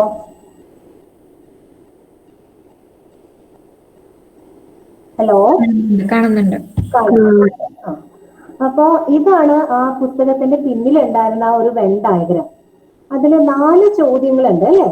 വാട്ട് യു ലവ്, നിങ്ങൾക്ക് ഇഷ്ടമുള്ളത് എന്താണ്? അല്ലെ, നിങ്ങൾക്ക് ഇഷ്ടമുള്ളത് എന്താന്ന് ചോദിച്ചിട്ടുണ്ടെങ്കിൽ നമുക്ക് എന്തെല്ലാം കാര്യങ്ങൾ, ഇഷ്ടമുള്ള കാര്യങ്ങൾ കണ്ടെത്താൻ സാധിക്കും അല്ലേ. എനിക്ക് പാട്ട് കേൾക്കാൻ ഇഷ്ടമാണ്, പാട്ട് പാടാൻ ഇഷ്ടമാണ്, ഭക്ഷണം കഴിക്കാൻ ഇഷ്ടമാണ്, യാത്ര ചെയ്യാൻ ഇഷ്ടമാണ്, ഡ്രൈവിംഗ് ഇഷ്ടമാണ്, മറ്റുള്ളവരോട് സംസാരിക്കാൻ ഇഷ്ടമാണ്. ധാരാളം കാര്യങ്ങൾ നമുക്ക് ഇഷ്ടമുള്ളതായിട്ട് നമുക്ക് ഐഡന്റിഫൈ ചെയ്യാൻ സാധിക്കും. What are you good at എന്ന് ചോദിക്കുമ്പോഴോ, നിങ്ങൾ എന്ത് ചെയ്യാനാണ്, നിങ്ങൾക്ക് ഏറ്റവും നന്നായി ചെയ്യാനായിട്ടുള്ള കഴിവുള്ളത് എന്താണ് എന്ന് ചോദിക്കുമ്പോൾ നമ്മൾക്ക് അതിനും കുറെ ഉത്തരങ്ങളുണ്ട്. അപ്പോ നിങ്ങൾ ഇഷ്ടപ്പെടുന്നതും നിങ്ങൾക്ക് ചെയ്യാനായിട്ട് ഏറ്റവും നല്ല രീതിയിൽ ചെയ്യാൻ സാധിക്കുന്നതുമായിട്ടുള്ളത് എന്താണോ അതാണ് നിങ്ങളുടെ പാഷൻ അല്ലേ. ആ രണ്ട് സർക്കിൾസും തമ്മിൽ ഓവർലാപ്പായിട്ട് വരുന്ന ഭാഗം നോക്കുക. What you love, what you are good at, that is your passion. അപ്പൊ നമ്മൾ എപ്പോഴും പാഷൻ എന്നൊക്കെ ഉള്ള വാക്ക് ഉപയോഗിക്കാറുണ്ട്. നിങ്ങൾ നിങ്ങളുടെ പാഷൻ കണ്ടുപിടിക്കണം, നിങ്ങളുടെ പാഷൻ ഫോളോ ചെയ്യണം എന്നൊക്കെ പറയാറുണ്ട്. പക്ഷെ എന്താ പാഷൻ, അതിന് കറക്റ്റായിട്ടൊരു ഉത്തരം നമുക്ക് അറിയില്ല പറയാനായിട്ട്. പക്ഷെ ഈ പുസ്തകത്തിനകത്ത്, ഈ പടത്തിലൂടെ നമുക്ക് കറക്റ്റ് ആയിട്ടുള്ള നല്ലൊരു ആൻസർ കിട്ടാണ്. What you love and what you are good at, നിങ്ങൾക്ക് ഇഷ്ടമുള്ളതും നിങ്ങൾക്ക് ഏറ്റവും നന്നായി ചെയ്യാൻ കഴിയുന്നതായിട്ടുള്ളത് എന്താണോ അതെല്ലാം നിങ്ങളുടെ പാഷനാണ്. അപ്പൊ നിങ്ങളുടെ പാഷൻ ഐഡന്റിഫൈ ചെയ്യാം. ഇനി അടുത്ത ചോദ്യം നോക്കാം. ഓറഞ്ച് സർക്കിളിൽ കാണുന്നത് what you can be paid four. നമ്മൾക്ക് പല കാര്യങ്ങളും ഇഷ്ടമുണ്ടാവും, നമ്മൾ പല കാര്യങ്ങളും ചെയ്യാനും നമ്മൾക്ക് കഴിവുണ്ടാവും. പക്ഷെ നമ്മൾക്ക് അതിനു വേണ്ടി നമ്മൾക്ക് ഒരു പ്രതിഫലം തരണമെങ്കിൽ അങ്ങനെയുള്ള എന്തെങ്കിലും കാര്യങ്ങൾ നിങ്ങൾക്കുണ്ടോ? അതായത് you love to do certain things, you are good at doing certain things, and you can be paid for that. Suppose നിങ്ങൾക്ക് കുക്കിംഗ് നല്ല ഇഷ്ടമാണ്, നിങ്ങൾക്ക് നന്നായി ബിരിയാണി ഉണ്ടാക്കാൻ അറിയാം, അല്ലെങ്കിൽ നന്നായിട്ട് കുക്ക് ചെയ്യാൻ ഫുഡ് ഉണ്ടാക്കാൻ അറിയാം, നിങ്ങൾക്ക് അതിന് വേണ്ടിയിട്ട് ആ ഫുഡ് ഉണ്ടാക്കി കൊടുത്താൽ അതിന് പ്രതിഫലം തരാൻ സാധിക്കില്ലേ, തരാൻ ആളുണ്ടാവില്ലേ, അല്ലെങ്കിൽ അത് സ്വീകരിക്കാൻ നിങ്ങൾക്ക് കഴിയില്ലേ? അങ്ങനെ ഒരു കാര്യം ഉണ്ടെങ്കിൽ നിങ്ങൾക്കത് പ്രൊഫഷൻ ആക്കാം. അതായത് നിങ്ങൾ എന്തിനാണോ നിങ്ങൾക്ക് പ്രാവീണ്യമുള്ളത്, നിങ്ങൾ എന്താണോ നന്നായി ചെയ്യാൻ കഴിവുള്ളത്, നിങ്ങൾക്ക് നന്നായി സംസാരിക്കാൻ കഴിവുണ്ട്, നിങ്ങൾക്ക് നിങ്ങളുടെ അറിവുകൾ മറ്റുള്ളവർക്കായിട്ട് വൃത്തിയായിട്ട് പറഞ്ഞു കൊടുക്കാനായിട്ടുള്ള ഒരു താല്പര്യവും കഴിവും ഉണ്ടെങ്കിൽ നിങ്ങൾക്ക് അതിന് വേണ്ടിയിട്ടൊരു പ്രതിഫലം വാങ്ങാനായിട്ട് സാധിക്കും, അതിനുള്ള പ്രതിഫലം തരാനും ആളുണ്ടാവും. അപ്പൊ അത് നിങ്ങളുടെ പ്രൊഫഷൻ ആക്കാം, അല്ലെ? പാഷൻ എന്താണ്, പ്രൊഫഷൻ എന്താണ്, വളരെ കൃത്യമായിട്ട് ഈ വെൻ ഡയഗ്രാമിൽ നമുക്ക് മനസ്സിലാവുന്നുണ്ട്, അല്ലേ? ഇനി നമുക്ക് പ്രൊഫഷൻ ഉണ്ട്, പാഷൻ ഉണ്ട്, എല്ലാം ഉണ്ട്. നമ്മൾക്ക് ആള് അത് പൈസ തരാനും നമുക്കത് വാങ്ങാനും സാധിക്കുമായിരിക്കും. പക്ഷെ അതിന് ആവശ്യക്കാരില്ല. ഞാനിപ്പോ നല്ല രീതിയിൽ ബിരിയാണി ഉണ്ടാക്കും, അത് പൈസ തന്ന് വാങ്ങാൻ ആളും ഉണ്ടാകും. പക്ഷെ ഇവിടെ ആർക്കും ബിരിയാണി വേണ്ട. അങ്ങനെയാണെങ്കിൽ ഞാൻ അതെന്റെ വൊക്കേഷൻ ആയിട്ട്, എന്റെ ഒരു ജീവിതമാർഗമായിട്ട് എനിക്കത് സ്വീകരിക്കാൻ പറ്റില്ല. കാരണം ഇതെല്ലാം ഉണ്ടെങ്കിലും അതിന് ആവശ്യക്കാരുണ്ടെങ്കിലല്ലേ എനിക്ക് അതിൽ നിന്ന് പേയ്മെന്റ് സ്വീകരിക്കാനും അത് പേയ്മെന്റ് തരാനും ആളുണ്ടാവുള്ളൂ. അപ്പൊ വൊക്കേഷൻ എങ്ങനെയാണ് തിരഞ്ഞെടുക്കേണ്ടത്? ഇനി നിങ്ങൾക്ക് എന്താണ് ഈ വേൾഡിന് ആവശ്യം, അത് തന്നെയാണ് നിങ്ങൾക്ക് ഉള്ള ഇഷ്ടങ്ങളെങ്കിൽ നിങ്ങളുടെ മിഷൻ അതാണ്, അല്ലേ? നിങ്ങളുടെ ഇഷ്ടങ്ങൾ ഈ ലോകത്തിന് ആവശ്യമുള്ളവയാണെങ്കിൽ അതാണ് നിങ്ങളുടെ മിഷൻ. ഇതെല്ലാം കൂടി കൂടിച്ചേരുമ്പോൾ what you love, what you good at, what you can be paid for and what the world needs, ഇതെല്ലാം കൂടി ഒരു ഒറ്റ കാര്യം, അതെല്ലാം കൂടി കൂടിച്ചേർന്ന് വരുന്നതാണ് നമ്മുടെ ഓരോരുത്തരുടെയും ഇക്കിഗായ്. അപ്പൊ നമുക്ക് ഈ ചോദ്യങ്ങൾ നമുക്ക് ചോദിച്ചുകൊണ്ട് നമുക്ക് തുടങ്ങാം. നമ്മുടെ പാഷൻ ഐഡന്റിഫൈ ചെയ്യാം, പ്രൊഫഷൻ ഐഡന്റിഫൈ ചെയ്യാം, vocation, mission, and finally ultimately നമുക്ക് നമ്മുടെ ഇക്കിഗായ് കണ്ടെത്താനായിട്ട് സാധിക്കും. Ikigai is the thing that will help you live happily and healthy and forever. അപ്പോൾ ഈ ഇക്കിഗായ് കണ്ടെത്താന്നുള്ള ഇന്ന് തന്നെ നമ്മൾ തുടങ്ങി, ഇന്ന് രാത്രി തന്നെ ഇക്കിഗായ് കണ്ടെത്തി നാളെ മുതൽ ഹാപ്പി ആയിട്ട് ഹെൽത്തി ആയിട്ട് ജീവിക്കാമെന്നും ഒന്നും ആരും വിചാരിക്കേണ്ട. ഇനി കണ്ടെത്തിയില്ല എന്ന് പറഞ്ഞാൽ അത് വിഷമിക്കുകയും വേണ്ട. പക്ഷെ നമ്മൾ ആ ഒരു അന്വേഷണം, ആ ഒരു സെർച്ച്, ആ ഒരു പെർസ്യൂട്ട് കണ്ടിന്യൂ ചെയ്തുകൊണ്ടേ ഇരിക്കാം. നമുക്ക് ചോദിക്കേണ്ട ചോദ്യങ്ങൾ എന്തൊക്കെയാണെന്ന് അറിയാലോ. എവിടെന്നാ തുടങ്ങണ്ടെന്ന് നമുക്ക് പറഞ്ഞല്ലോ. അപ്പൊ നിങ്ങൾക്ക് നിങ്ങളുടെ ഇക്കിഗായ് കണ്ടെത്താൻ സാധിക്കട്ടെ. നമ്മൾക്ക് ഓരോരുത്തരും, നിങ്ങൾക്കല്ല എനിക്കും, നമുക്ക് ഓരോരുത്തർക്കും നമ്മുടെ ഇക്കിഗായ് കണ്ടെത്താൻ സാധിക്കട്ടെ. ഇക്കിഗായ് നമ്മളെ ഓരോരുത്തരെയും ഓരോ ദിവസം സന്തോഷത്തോടുകൂടി എണീക്കാനായിട്ടും നമ്മുടെ ദിവസം ഏറ്റവും സന്തോഷപ്രദമായിട്ട് കൊണ്ടുപോകാനായിട്ടും നമ്മുടെ ജീവിതം ഏറ്റവും ഹാപ്പി ആയിട്ടും ഹെൽത്തി ആയിട്ടും ഒക്കെ നയിക്കാനായിട്ട് നമ്മൾ ഓരോരുത്തരെയും സഹായിക്കട്ടെ എന്നാണ് ആഗ്രഹിക്കുന്നത്. ഇത്രയൊക്കെയാണ് ഈ ഒരു പുസ്തകത്തെ കുറിച്ചിട്ട് ഇപ്പോൾ എനിക്ക് പറയാനായിട്ട് സാധിക്കുന്നുള്ളൂ. പുസ്തകത്തിൽ ധാരാളം കാര്യങ്ങളുണ്ട്. വായിക്കുക, ഓരോരുത്തരുടെ വായനയും ഓരോരുത്തർക്കും കിട്ടുന്ന അനുഭവം വിഭിന്നമായിരിക്കുമല്ലോ, വ്യത്യസ്തമായിരിക്കുമല്ലോ. അപ്പൊ നിങ്ങൾ ഓരോരുത്തരും വായിക്കുക. ഈ പുസ്തകം നിങ്ങൾക്ക് വായന നിങ്ങൾക്ക് ഒരിക്കലും അതൊരു നഷ്ടമാവും എന്ന് ഞാൻ വിചാരിക്കുന്നില്ല. അപ്പോ എന്താണെങ്കിലും നിങ്ങൾ ഈ പുസ്തകം വായിക്കുക. അത് എനിക്ക് ഇന്ന് സത്യം പറഞ്ഞാല് ഈ വ്യാഴാഴ്ച വായന ആഴ്ച എല്ലാ പുസ്തകങ്ങളും നമ്മുടെ കുട്ടികൾ തന്നെയാണ് അവതരിപ്പിക്കാറുള്ളത്. കുട്ടികളുടെ പരീക്ഷ ഒരു കാലം ആയതുകൊണ്ടായിരിക്കും എനിക്ക് ഇങ്ങനെ ഒരു അവസരം. അപ്പൊ ഞാനിത് വളരെ സന്തോഷമായിട്ട് തന്നെ ഏറ്റെടുത്തത്, കുട്ടികൾക്ക് ഒരു സൗകര്യം ആയിക്കോട്ടെ എന്ന്. പക്ഷെ അങ്ങനെ ഇരിക്കുമ്പോഴാണ് കണ്ണൻ സാറ് ഈ മീറ്റിംഗിൽ ഉണ്ടെന്ന് മനസ്സിലാക്കുന്നത്. അപ്പോ ഈ പുസ്തകം അത്രയും ഉള്ളിലേക്ക് ഇറങ്ങി മനസ്സിലാക്കി, ആഴത്തിൽ മനസ്സിലാക്കി, അദ്ദേഹത്തിൻ്റെതായിട്ടുള്ള രീതിയിൽ അത് മറ്റുള്ളവർക്ക് മനസ്സിലാവുന്ന ഭാഷയിൽ പരിഭാഷപ്പെടുത്തി എത്രയും ആളുകൾ വായിച്ചൊരു പുസ്തകത്തിന്റെ രചയിതാവ് ഇരിക്കുമ്പോൾ ഈ ഒരു രീതിയിലൊക്കെ ഈ പുസ്തകത്തിന് അവതരിപ്പിക്കാമോ എന്ന് എനിക്കറിയില്ല. എന്നാലും എന്റെ വായനയിലൂടെ എനിക്ക് ഇഷ്ടം തോന്നിയ, എനിക്ക് സന്തോഷം തന്ന ആ ഒരു വായനാ അനുഭവം മാത്രമാണ് ഞാൻ ഉദ്ദേശിച്ചിട്ടുള്ളൂ. അപ്പോ ഇത്രയൊക്കെയാണ് ഈ വ്യാഴാഴ്ച വായനാഴ്ച നിന്നു പോകരുത്, ഒരാഴ്ച പോലും നിന്നു പോകരുത്. കാരണം അത്രയും കുട്ടികൾ സന്തോഷത്തോടു കൂടെ നോക്കുന്ന ഒരു പ്രവൃത്തിയാണ്, ഒരു പ്രോഗ്രാമാണ് നമ്മുടെ. അപ്പോ ആ രീതിയിൽ എന്നെ കൊണ്ട് പറ്റുന്ന രീതിയിൽ ഞാനിതിനെ അവതരിപ്പിച്ചതേ ഉള്ളൂ. അപ്പൊ നിങ്ങൾക്ക് എല്ലാവർക്കും ഗുണകരമാകട്ടെ എന്ന് ആഗ്രഹിക്കുന്നു. പുസ്തകം എല്ലാവരും വായിച്ചിട്ടുണ്ടാകാം. ഇനി വായിക്കാത്തവരുണ്ടെങ്കിൽ അത് വീണ്ടും ഒന്ന് വായിക്കുക. എന്തായാലും നിങ്ങൾക്ക് ഒരു വർത്ത് വൈൽ ഒരു റീഡിംഗ് എക്സ്പീരിയൻസ് ആയിരിക്കും എന്ന് പറഞ്ഞുകൊണ്ട് ഞാൻ അവസാനിപ്പിക്കുന്നു. Thank you. ഒത്തിരി നന്ദി മിസ്സേ. മലയാള സാഹിത്യത്തിൽ വിവർത്തനത്തിന് വലിയ പ്രാധാന്യമുണ്ട്. പാവങ്ങൾ എഴുതി നിർത്തിയ നാലപ്പാടൻ തൂലികയിൽ നിന്നാണ് മലയാള സാഹിത്യത്തിന്റെ മഷിക്കുപ്പി നിറഞ്ഞതെന്ന് പറയാറുണ്ട്. നമ്മൾ എന്തു വായിക്കുന്നു അതിന് നമ്മുടെ ജീവിതത്തിലും ചിന്തയിലുമെല്ലാം വലിയ പ്രാധാന്യമുണ്ട്. നമ്മളിലേക്ക് വരുന്ന ഓരോ പുസ്തകങ്ങളും നമ്മളെ പരിഷ്കരിക്കുന്നുണ്ട്. ഇപ്പോൾ ജയമോഹന്റെ 100 സിംഹാസനം ഉൾക്കൊണ്ട ഒരാൾക്ക് സഹജീവിയെ പ്രിവിലേജിന്റെ കുന്തം കൊണ്ട് എറിയാൻ തോന്നില്ല. പാമുക്കിന്റെ നിശബ്ദതയുടെ ചിത്രശാല അനുഭവിച്ച ഒരാൾക്ക് പ്രണയിക്കാതിരിക്കാനും കഴിയില്ല. അതുപോലെ അത്തരത്തിൽ ഒത്തിരി മനുഷ്യർ തങ്ങളുടെ പരിഷ്കരണത്തിന്റെ കാരണങ്ങളിൽ ഒന്നായി കരുതുന്ന പുസ്തകമാണ് ഇക്കിഗൈ എന്ന ജാപ്പനീസ് പുസ്തകം. ഇതിനെ മലയാളക്കരയിൽ എത്തിച്ച എഴുത്തുകാരനാണ് വിവർത്തകനും മാധ്യമ പ്രവർത്തകനുമായ ശ്രീ കെ കണ്ണൻ സാർ. എഴുത്ത് ഒരു പ്രസവ പ്രക്രിയയാണെന്ന് കേട്ടിട്ടുണ്ട്. അതായത് എഴുത്തുകാരന്റെ ഉള്ളിൽ കൃതിയുടെ ആശയം ജനിക്കുന്ന മുതൽ പുസ്തകത്തിന്റെ അന്ത്യാക്ഷരം അച്ചടിച്ചിറക്കി ആ ഒരു പരുവത്തിൽ എത്തുന്നത് വരെയുള്ള ആ ഒരു കാലഘട്ടം ശരിക്കും പറഞ്ഞ ഒരു ഗർഭ കാലഘട്ടം തന്നെയാണ്. അങ്ങനെ പുസ്തകത്തെക്കുറിച്ച് കൂടുതൽ സംസാരിക്കുന്നതിനും ഈ ഒരു പുസ്തകത്തിന്റെ എഴുത്തനുഭവങ്ങൾ പങ്കുവയ്ക്കുന്നതിനുമായി കണ്ണൻ സാറിനെ ഒത്തിരി സന്തോഷത്തോടെ ക്ഷണിക്കുന്നു.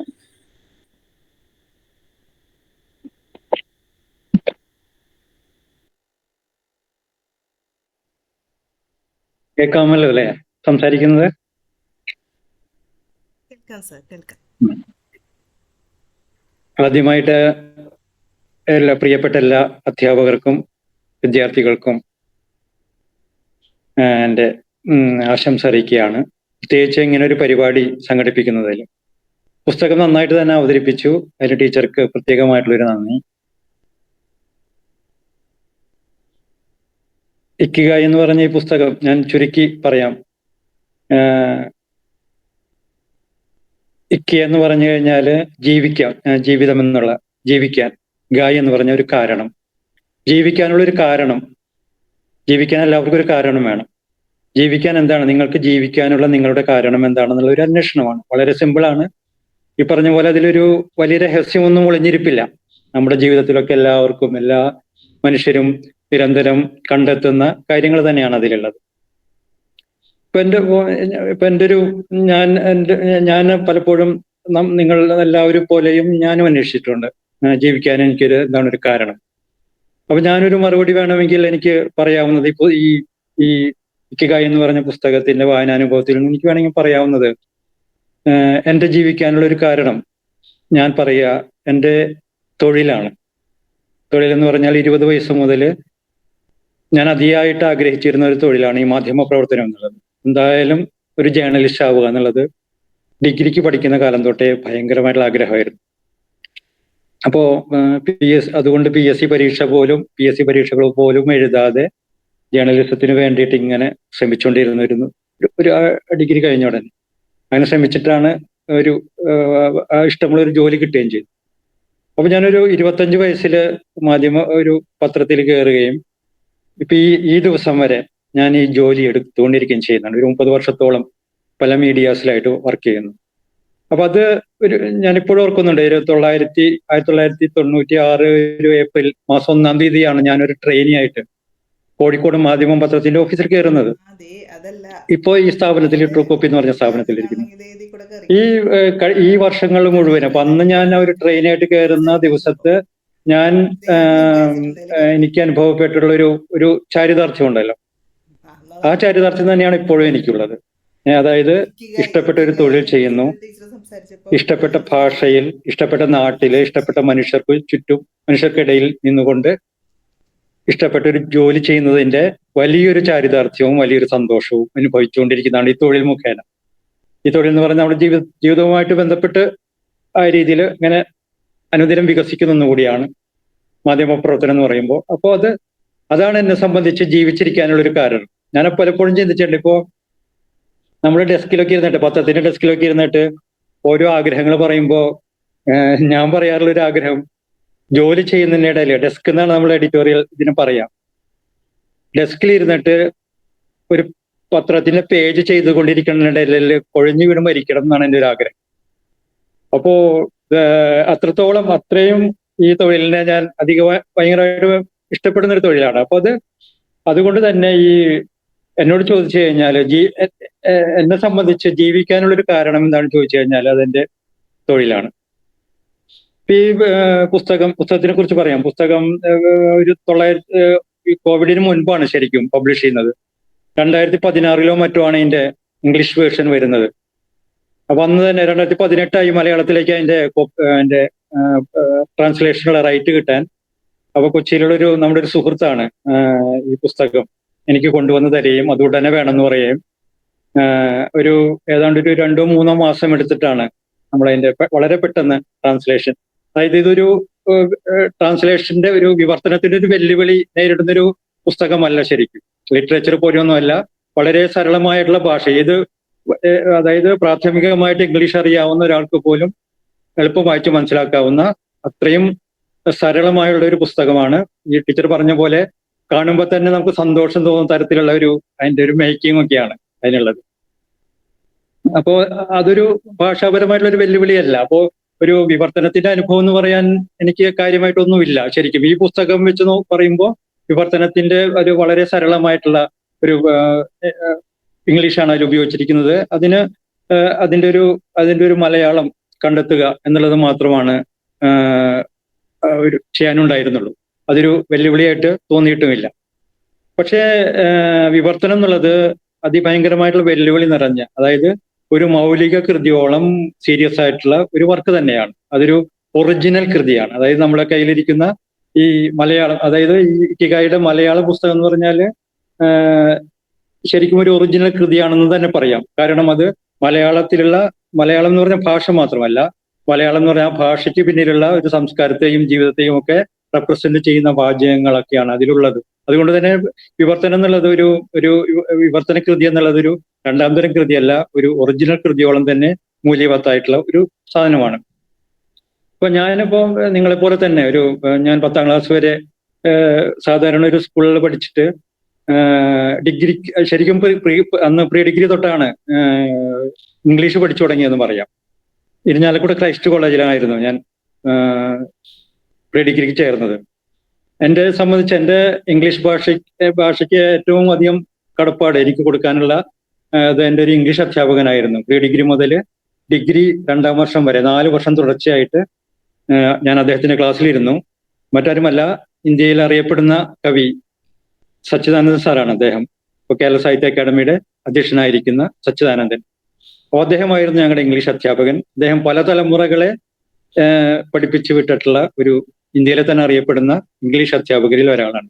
അപ്പൊ അദ്ദേഹത്തിന്റെ ക്ലാസ്സിലിരുന്നിട്ടുള്ള ഒരു അനുഭവമാണ് എൻ്റെ ഇംഗ്ലീഷുമായിട്ടുള്ള വിനിമയം, എൻഗേജ്മെന്റ്സ്. അതായത് അദ്ദേഹം ഇപ്പോൾ പ്രീ ഡിഗ്രിക്ക് 10ാം ക്ലാസ്സിൽ നിന്ന് ഒരു മലയാളം മീഡിയത്തിൽ പഠിച്ച ഒരു കുട്ടി പ്രീ ഡിഗ്രി ഫസ്റ്റ് ഇയർ ക്ലാസ്സിലേക്ക് വരുമ്പോൾ എങ്ങനെയായിരിക്കും ആ കുട്ടിയുടെ കയ്യിലുള്ള ഇംഗ്ലീഷ് ഭാഷ, എങ്ങനത്തെ ഭാഷയായിരിക്കും കയ്യിലുള്ളതെന്ന് തിരിച്ചറിഞ്ഞുകൊണ്ട് വളരെ ഒരു എക്സ്പെരിമെന്റൽ ക്ലാസ് റൂം ആയിരുന്നു അദ്ദേഹത്തിൻ്റെ. അതായത് പ്രീ ഡിഗ്രി ഫസ്റ്റ് ഇയർ മുതൽ ഡിഗ്രി സെക്കൻഡ് ഇയർ വരെയുള്ള 4 വർഷം എനിക്കത് അനുഭവിക്കാൻ കഴിഞ്ഞിട്ടുണ്ട്. അതായത് ഭാഷയുടെ വളരെ ക്രമാനുഗതമായിട്ടുള്ള ഒരു നിലവാരത്തിലേക്കുള്ള ഉയർച്ച ഈ 4 വർഷം അദ്ദേഹം അതിനുള്ള കപ്പാസിറ്റി ഉള്ള ഒരാളായിരുന്നു. അപ്പോൾ അദ്ദേഹത്തിന്റെ ക്ലാസ്സിലിരുന്നു കൊണ്ട് കവിതകൾ ട്രാൻസ്ലേറ്റ് ചെയ്യുക എന്നുള്ളത് എൻ്റെ ഒരു വിനോദം പോലെ നമ്മൾ ചെയ്തിരുന്നതാണ്. പല കുട്ടികളും ചെയ്തിരുന്നു. സരോജിനി നായിഡുവിന്റെ ഒക്കെ കവിതകൾ, അതായത് നമുക്ക് പഠിക്കാനുള്ള റോബർട്ട് ഫ്രോസ്റ്റിന്റെ കവിതകളൊക്കെ നമ്മൾ ലൈബ്രറിയിലൊക്കെ പോയിട്ട് അദ്ദേഹത്തിന്റെ പുസ്തകങ്ങൾ എടുത്തുകൊണ്ട് മലയാളത്തിലാക്കും. അത് സ്വന്തം ആരെയും കാണിക്കാതെ സ്വന്തം നോട്ട് ബുക്കിലൊക്കെ വെക്കും. അങ്ങനെ കവിതകളുടെ ട്രാൻസ്ലേഷൻ, അദ്ദേഹം കവി കൂടിയാണല്ലോ, കവിതകളുടെ ട്രാൻസ്ലേഷൻ വലിയൊരു കാര്യമായിട്ട് നോട്ട് എഴുതുന്ന പോലെ തന്നെ അങ്ങനെ കുറേ ചെയ്തിരുന്നു. അപ്പോ ആ ട്രാൻസ്ലേഷനുകളായിരിക്കാം. പിന്നെ വായനയിലേക്ക് ഈ സച്ചിദാനന്ദ സാറിന്റെ ക്ലാസ്സുകളാണ് ശരിക്കും നമ്മുടെ ലിറ്ററേച്ചറിന്റെ വായനയിലേക്കൊക്കെ നമ്മളെ കടത്തിവിടുന്നത്. പിന്നീട് കുറേ വർഷങ്ങളോളം വായനയുടെ അതിഭയങ്കരമായിട്ടുള്ള ലോകത്ത് പെട്ടുപോവുകയും പലതരത്തിലുള്ള കൃതികൾ നമ്മളിലേക്ക് കടന്നു വരികയും ചെയ്തു. അപ്പോൾ ഞാൻ പറഞ്ഞു വരുന്നതാണ്, ഈ സച്ചിദാനന്ദ സാറിന്റെ ക്ലാസ്സിലിരുന്ന ഈ 4 വർഷം അവിടെ നിന്ന് കിട്ടിയിട്ടുള്ള ഇംഗ്ലീഷാണ് ശരിക്കും എൻ്റെ കയ്യിലുള്ള ഇംഗ്ലീഷ്. അതിൽ നിന്ന് ഒരടി പോലും ആ ഭാഷ പിന്നീട് മുന്നോട്ട് പോയിട്ടില്ല. അതവിടെ തന്നെ നിൽക്കുകയാണ്. പിന്നെ നമ്മൾ വായനയിലൂടെയൊക്കെ അതിനെ ഡെവലപ്പ് ചെയ്തെടുത്തു മാത്രം. അപ്പൊ അതൊരു വലിയ ഒരു എക്സ്പെരിമെന്റ് ആയിരുന്നു. ഒരു ഭാഷാപരമായിട്ടുള്ള ഒരു എക്സ്പെരിമെന്റ് നിറഞ്ഞിട്ടുള്ള ഒരു ക്ലാസ് റൂം കിട്ടിയതിന്റെ ഒരു വലിയ ഗുണമാണ് നമുക്ക് അന്ന് കിട്ടിയത്. അപ്പോൾ ഈ മാത്രമല്ല, അത് ഇപ്പോ ഞാൻ ചെയ്യുന്ന തൊഴിലുമായിട്ട് ബന്ധപ്പെട്ട് ഞാൻ ചെയ്യുന്ന തൊഴിൽ മാധ്യമപ്രവർത്തനം എന്ന് പറഞ്ഞാൽ ഞാൻ എഡിറ്റോറിയൽ ഡെസ്കിലാണ് കൂടുതൽ വർഷങ്ങളോളം ജോലി ചെയ്തത്. അപ്പൊ അതിൽ ഒരു പ്രധാനപ്പെട്ട ഒരു പാർട്ട് എന്ന് പറഞ്ഞാൽ ട്രാൻസ്ലേഷൻ തന്നെയാണ്. ഇപ്പൊ ഇംഗ്ലീഷിലുള്ള നമ്മളെ ന്യൂസ് ടേക്കുകൾ എന്ന് പറയും. അതായത് വാർത്താ ഏജൻസികളുടെയൊക്കെ, ലോകത്തുള്ള മിക്കവാറും വാർത്താ ഏജൻസികളുടെയൊക്കെ വാർത്തകൾ ഇംഗ്ലീഷ് ടേക്ക് എന്നാണ് പറയുക, ടേക്കുകളായിട്ടാണ് നമ്മുടെ മുന്നിൽ വരിക. അപ്പൊ അത് ട്രാൻസ്ലേറ്റ് ചെയ്യണം. അത് ട്രാൻസ്ലേറ്റ് ചെയ്യാന്ന് പറഞ്ഞാൽ നമ്മൾ അത് ജേർണലിസ്റ്റിക് ട്രാൻസ്ലേഷൻ ആണ്. അത് ഇതുപോലെയുള്ള ഒരു ലിറ്ററേച്ചറോ ഫിക്ഷനോ പോലെ ചെയ്യുന്ന ഒരു പ്രവൃത്തിയല്ല. ഒരു കൃത്യമായിട്ടുള്ള ടൈം വെച്ചിട്ട് 1 മണിക്കൂർ വെച്ചിട്ടൊക്കെ ചെയ്യേണ്ട ഒരു ജോലിയാണ്. പക്ഷെ അതിലും അതിഭയങ്കരമായ ക്രിയേറ്റിവിറ്റി വർക്ക് ചെയ്യേണ്ടതുണ്ട്. ഇപ്പോ ഞാൻ ഇപ്പോ പല സന്ദർഭങ്ങളും ഞാൻ ഓർക്കുന്നൊരു സന്ദർഭം, എനിക്ക് ഭയങ്കരമായിട്ട് ഇഷ്ടമുള്ള ഒരു ഹിന്ദുസ്ഥാനി ഗായികയുണ്ട്, കിഷോരി അമോങ്കർ എന്ന് പറഞ്ഞിട്ട്. നിങ്ങൾ പലവരും കേട്ടിട്ടുണ്ടായിരിക്കും. അപ്പോ അവര് മരിച്ചുപോയി. അവര് മരിച്ചപ്പോൾ ഞാൻ പത്രത്തിന്റെ ഡെസ്കിലുണ്ട്. അപ്പൊ എനിക്ക് സംഗീതമൊക്കെ ഇഷ്ടമാണെന്നുള്ള അറിയാവുന്ന ഞങ്ങളുടെ എഡിറ്റർ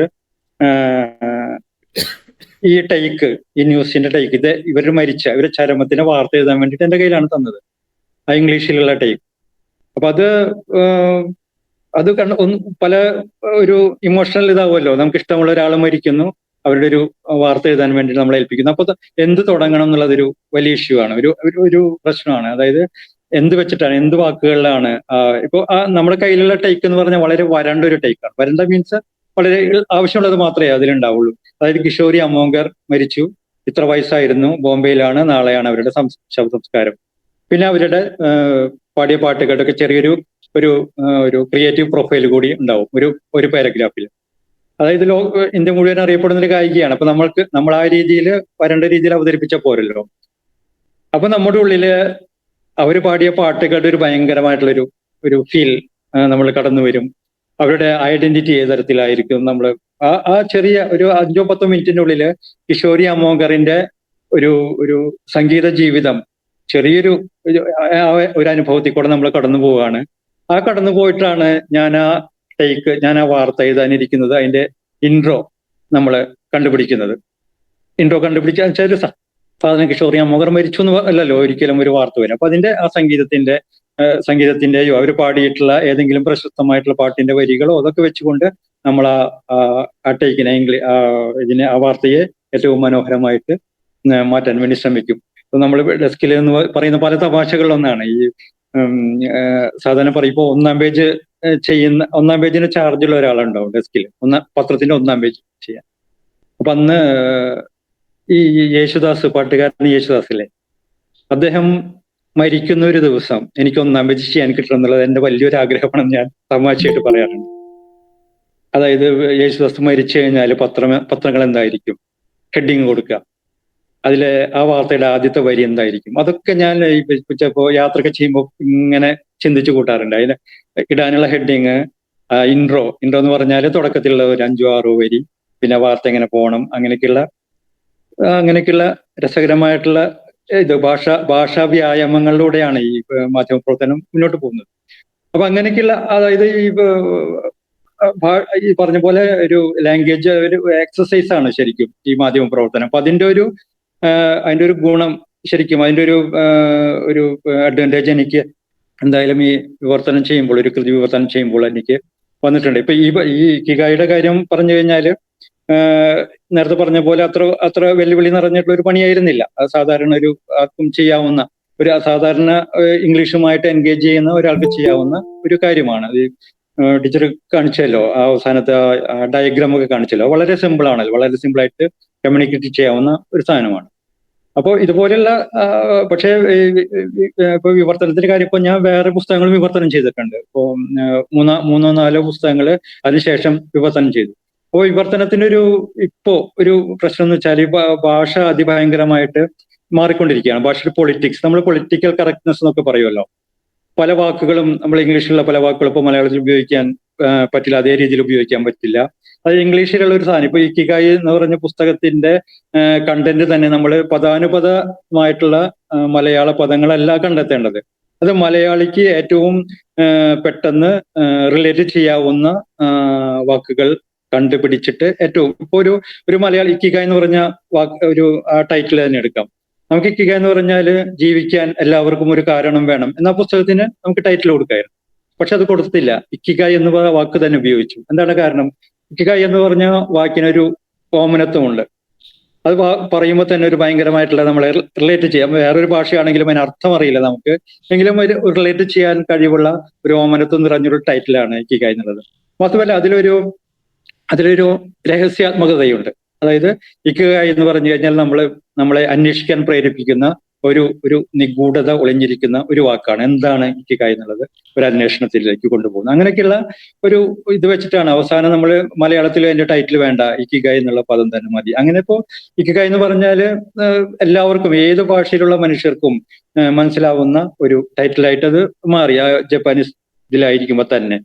അങ്ങനെയുള്ള ഈ വാക്കുകളുടെ ഈ സെലക്ഷൻ ഒരു പ്രധാനപ്പെട്ട കാര്യമാണ്. അതായത് ഇപ്പോ മലയാളത്തില് നമ്മുടെ ഭാഷ എന്ന് പറഞ്ഞാൽ ഒരു ഇംഗ്ലീഷിലുള്ള പുസ്തകത്തിന്റെ അതേ രീതിയിലുള്ള ഒരു പദാനുപദമായിട്ടുള്ള വാക്കുകളല്ല നമ്മൾ കണ്ടുപിടിക്കേണ്ടത്. ആ വായിക്കാൻ പോകുന്ന ആ ഭാഷ സമൂഹത്തിലെ മനുഷ്യന്മാർക്ക് ഏറ്റവും പെട്ടെന്ന് എളുപ്പം റിലേറ്റ് ചെയ്യാവുന്ന ഭാഷയാണ് കണ്ടുപിടിക്കേണ്ടത്. ഇപ്പൊ ആഹ്ലാദകരമായ ദീർഘായുസിനൊരു ജാപ്പാനീസ് രഹസ്യം എന്നാണ് അതിന്റെ ഒരു ബ്ലർബായിട്ട് കവറിൽ കൊടുത്തിരുന്നത്. അപ്പൊ അതിൽ തന്നെ ഇപ്പോ മലയാളി ഒരു ജാപ്പാനീസ് രഹസ്യം എന്നുള്ളതാണ് അതിൽ ഏറ്റവും പ്രധാനപ്പെട്ട അതിന്റെ ഒരു പ്രയോഗം. അതായത് എന്താണ് നമ്മളെ ഒരു ക്യൂരിയോസിറ്റിയിലേക്ക് കൊണ്ടുപോകുന്ന ഒരു വാക്ക്. അപ്പൊ അങ്ങനെ വാക്കുകളുടെ സെലക്ഷൻ എന്ന് പറഞ്ഞാൽ വളരെ പ്രധാനപ്പെട്ടതാണ്. ഇപ്പോൾ അതായത് ഇപ്പോ വാക്കുകൾ ഭയങ്കരമായിട്ട് ഞാൻ പറഞ്ഞല്ലോ, നമ്മൾക്കൊക്കെ നമ്മുടെ കാലഘട്ടത്തിൽ ജീവിക്കുമ്പോൾ ഈ വാക്കുകളുടെ പൊളിറ്റിക്സ് ഭയങ്കരമായിട്ട് ഇവോൾവ് ചെയ്തുകൊണ്ടിരിക്കുകയാണ്. ഇപ്പൊ നമ്മള് ഈ പ്രോസ്റ്റിറ്റ്യൂട്ട് എന്നൊക്കെ മുമ്പ് വിളിച്ചിരുന്നത് വേശ്യ എന്നുള്ള മലയാള പദം നമ്മൾ ഇന്ന് ആ വാക്ക് ഉപയോഗിക്കില്ല. ഇന്ന് സെക്സ് വർക്കർ എന്നാ പറയാ, ലൈംഗിക തൊഴിലാളി എന്നാണല്ലോ ഇന്ന് പറയാ. ആ ഒരു പ്രക്രിയ, ആ ഒരു ഇതിനെ ഒരു ഐഡന്റിറ്റി പൊളിറ്റിക്സിലേക്ക് മാറ്റിയിട്ട് ആ വാക്ക് ഭയങ്കരമായിട്ട് പൊളിറ്റിസൈസ് ചെയ്തിട്ട് ആണ് നമ്മളാ പറയാ. ഇപ്പോ വേശ്യ എന്നാരും പറയില്ല. അതുപോലെ തന്നെ ഇപ്പൊ നമ്മള് പത്രത്തിലൊക്കെയുള്ള വർക്ക് ചെയ്യുമ്പോൾ ഏറ്റവും ഫേസ് ചെയ്യുന്ന പ്രശ്നങ്ങളാണ് ഈ വാക്കുകളുടെ പ്രയോഗങ്ങൾ. അതായത് മാനഭംഗപ്പെടുത്തുക എന്നുള്ള ഒരു റൈപ്പിന് ആ വാക്ക് നമ്മളൊന്ന് മാറ്റണം. അതായത് ആരുടെയും മാനം, സ്ത്രീയെ മുൻനിർത്തിയിട്ടാണ് ആ വാക്ക് രൂപപ്പെടുത്തിയിരിക്കുന്നത്. അപ്പൊ ആ വാക്കിൽ തന്നെ സ്ത്രീ വിരുദ്ധതയുണ്ട്, മാനഭംഗപ്പെടുത്തുക എന്നുള്ളതിൽ.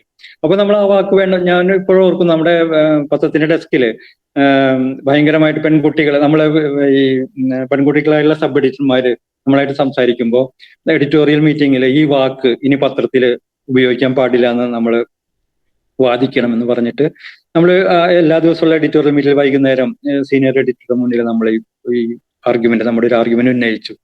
മാനഭംഗം എന്നുള്ള വാക്ക് പാടില്ല, ഇനി ഉപയോഗിക്കാൻ പാടില്ല, അതൊരു സ്ത്രീ വിരുദ്ധമായിട്ടുള്ള വാക്കാണ്. ഇപ്പൊ ലൈംഗികാക്രമണം എന്നോ റേപ്പ് എന്നൊക്കെയുള്ള വാക്കാണ് അതിന് അവർ ഉപയോഗിക്കേണ്ടത്. അതിൽ മലയാളത്തിൽ അതിനൊരു ഇതില്ല. ഇപ്പൊ റേപ്പ് എന്നുള്ള വാക്കിന് മലയാളത്തിൽ സ്ത്രീപക്ഷത്ത് നിന്നുകൊണ്ടുള്ള ഒരു വാക്കില്ല. അപ്പോ നമ്മളൊക്കെ ഇപ്പോ ട്രൂ കോപ്പിലൊക്കെ നമ്മൾ റേപ്പ് തന്നെയാണ് ഉപയോഗിക്കല്. അപ്പൊ ഒന്ന് അവര് അത് കമ്മ്യൂണിക്കേറ്റ് ചെയ്യാൻ പോലും കഴിയാത്ത ആൾക്കാരും അതിലുണ്ടായിരുന്നു. ഒരു വേണ്ടത്ര ഒരു രാഷ്ട്രീയ ബോധം ആർജിക്കാത്തൊരു കാലഘട്ടം കൂടിയായിരുന്നു മുമ്പ്. പിന്നീട് നമ്മൾ ഉപയോഗിക്കുമ്പോൾ മാനഭംഗം എന്നുള്ള വാക്ക് ഉപയോഗിക്കാതിരിക്കുകയും, പക്ഷെ വേറെ പലരും ഉപയോഗിക്കുമ്പോൾ വാക്ക് വരികയും ചെയ്തു. ഞാൻ പറഞ്ഞു വരുന്നതാണ്, ഒരു വാക്കിന് പുറകിലുള്ള ഇന്ന് നമ്മളൊരു വാക്ക് സെലക്ട് ചെയ്യുമ്പോൾ വിവർത്തനത്തില് ഏറ്റവും ഫേസ് ചെയ്യുന്ന പ്രതിസന്ധികളിലൊന്നാണ് ഒരു വാക്ക് ഇന്ന് നമ്മൾ സെലക്ട് ചെയ്യുമ്പോൾ അതിന് പിന്നിലെ പൊളിറ്റിക്സ്, അതിന് പിന്നിലെ സ്ത്രീ വിരുദ്ധത, അതിന് പിന്നിലെ വംശീയത, അതിന് പിന്നിലുള്ള കുറെ അത്തരം മനുഷ്യവിരുദ്ധമായിട്ടുള്ള കുറെ ഘടകങ്ങൾ ഒരു വാക്കിന് പിന്നിലുണ്ട്. അപ്പോൾ കറക്റ്റ് ആയിട്ടുള്ള ഒരു വാക്ക് കണ്ടുപിടിക്കുക എന്നുള്ളത് ഒരു വിവർത്തകരെ സംബന്ധിച്ചിടത്തോളം ഏറ്റവും വലിയ വെല്ലുവിളിയാണ്. അപ്പോൾ അത്തരം വെല്ലുവിളികൾ പിന്നീട് ചില പിന്നീട് ചില പുസ്തകങ്ങളൊക്കെ ട്രാൻസ്ലേറ്റ് ചെയ്യുമ്പോഴൊക്കെ നമ്മൾക്ക് മുന്നിൽ വന്നിട്ടുണ്ട്. അപ്പോൾ ആ വാക്കിന് പുറകിലൂടെ ആ വാക്കിലേക്ക് ഇങ്ങനെ ആ വാക്കിന്റെ ഇതിലേക്ക് വ്യുൽപ്പത്തിയിലേക്കൊക്കെ ഇങ്ങനെ സഞ്ചരിക്കുക, ആ വാക്കിന്റെ അർത്ഥങ്ങളിലേക്ക് സഞ്ചരിക്കുക, അതിന്റെ കൃത്യമായിട്ടുള്ള പ്രയോഗം, ഒരു അതായത് മനുഷ്യവിരുദ്ധമാകാത്ത അർത്ഥങ്ങളുള്ള വാക്ക് കണ്ടുപിടിക്കുക എന്നുള്ളതൊക്കെ ഈ കാലഘട്ടത്തിലൊരു വിവർത്തകന്റെ മുന്നിലുള്ള വലിയ വലിയ വെല്ലുവിളികളാണ്. അപ്പോൾ അതൊക്കെ അങ്ങനെ കുറെ, അതായത് ഞാൻ പറഞ്ഞു വരുന്നതാണ്, ഒരു വിവർത്തനം എന്നുള്ളത് ഒരു ഒരു ഒരു ഇംഗ്ലീഷ് പുസ്തകം നമ്മുടെ മുന്നിൽ വെച്ചിട്ട് ഒരു മലയാളത്തിലേക്കുള്ള നമുക്കറിയാവുന്ന ഒരു ഭാഷയിലേക്കുള്ള ഒരു ആ പകരം പദം കണ്ടെത്തിയിട്ടുള്ള ഒരു പദാനുപദമായിട്ടുള്ള ഒരു വിവർത്തന പ്രക്രിയയല്ല. ഒരു ഒരു ഒരു അതായത് ഒറിജിനൽ കൃതി എഴുതുന്നതിന് പോലെ തന്നെയുള്ള വാക്കുകളെ കണ്ടുപിടിക്കുകയും ആ ഭാഷാ സമൂഹത്തിന് യോജിച്ച ഏറ്റവും കൂടുതൽ എൻഗേജ് ചെയ്യാവുന്ന തരത്തിലുള്ള ഒരു ഭാഷ സൃഷ്ടിച്ചെടുക്കുകയും ചെയ്യുന്ന ഒരു പ്രക്രിയയാണ് വിവർത്തനം. നമ്മൾക്കറിയാം, ഇപ്പോ നമ്മുടെ ഉള്ളിൽ ഇപ്പൊ മലയാളത്തിൽ തന്നെ അതിഗംഭീരമായിട്ടുള്ള വിവർത്തനങ്ങൾ, ഇപ്പൊ എനിക്ക് മലയാളത്തിലെ ഏറ്റവും പ്രിയപ്പെട്ട ഞാൻ വായിച്ചുള്ള വിവർത്തനങ്ങളിൽ ഒന്ന് പെഡ്രോ പരാമ എന്ന് പറഞ്ഞിട്ട് നമ്മുടെ ഒരു നോവൽ വിവർത്തനം ചെയ്തിട്ടുണ്ട്. അത് വിലാസിനിയാണ് ചെയ്തിരിക്കുന്നത്. പെഡ്രോ പരാമ ലോക പ്രശസ്തമായിട്ടുള്ള ഒരു നോവലാണ്. അതുപോലെ തന്നെ നേരത്തെ ഐശ്വര്യ പറഞ്ഞ പോലെ പാവങ്ങൾ, നാലപ്പാട്ട് നാരായണ മേനോൻ ചെയ്ത പാവങ്ങൾ, അത് ഗംഭീരമായിട്ടുള്ള വിവർത്തനമാണ്. അതുപോലെ ഈ ബംഗാളി നോവലുകൾ, ബംഗാളി മറാഠി നോവലുകൾക്ക് മാതൃഭൂമി ആശുപത്രിയിൽ വന്നിരുന്നത് നമ്മുടെ എൻ്റെ ഒക്കെ തലമുറയിൽ പെട്ട അധ്യാപകർക്കൊക്കെ ചിലപ്പോൾ ഓർമ്മയുണ്ടാവും. യയാതി എന്ന് പറഞ്ഞിട്ടുള്ള novel P Madhavan Pillai translate ചെയ്തത്. ഇപ്പൊ നമ്മുടെ MT വാസുദേവൻ നായർ എഴുതിയ രണ്ടാമൂഴം എന്ന നോവലിന്റെ പോലെ തന്നെ അത്രയും മലയാളത്തിൽ മൗലികത തോന്നുന്ന ഒരു സാധനമാണ് ഈ രണ്ടാമൂഴം. അതുപോലെ തന്നെ വിദേശത്തുള്ള നോവലുകൾ, ഗബ്രിയൽ ഗാർസിയ മാർക്കസിന്റെ ഒക്കെ 100 Years of Solitude, കൊളറക്കാലത്തെ പ്രണയം, അങ്ങനെയൊക്കെയുള്ള നോവലുകളുടെയൊക്കെ അതിഗംഭീരമായിട്ടുള്ള ട്രാൻസ്ലേഷൻസ്, അതായത് മൗലിക കൃതി എന്ന് തോന്നുന്ന തരത്തിലുള്ള ഫിക്ഷൻ ലിറ്ററേച്ചർ തന്നെ, ലിറ്റററി കൃതികൾ തന്നെ മലയാളത്തിൽ ഉണ്ടായിട്ടുണ്ട്. മലയാളം ശരിക്കും പറഞ്ഞു കഴിഞ്ഞാൽ ഒരു വിവർത്തന സാഹിത്യത്തിന്റെ ഒരു വലിയ ഖനിയാണെന്ന് പറയാം. അപ്പൊ അതിനു മുന്നിലൊക്കെ അതിലേക്ക് കൂടിയുള്ള ഒരു സഞ്ചാരമാകട്ടെ നിങ്ങളുടെ ഇതുപോലുള്ള മീറ്റിങ്ങുകളും കൂടിച്ചേരലുകളും എന്ന് ഞാൻ ആശംസിക്കുന്നു.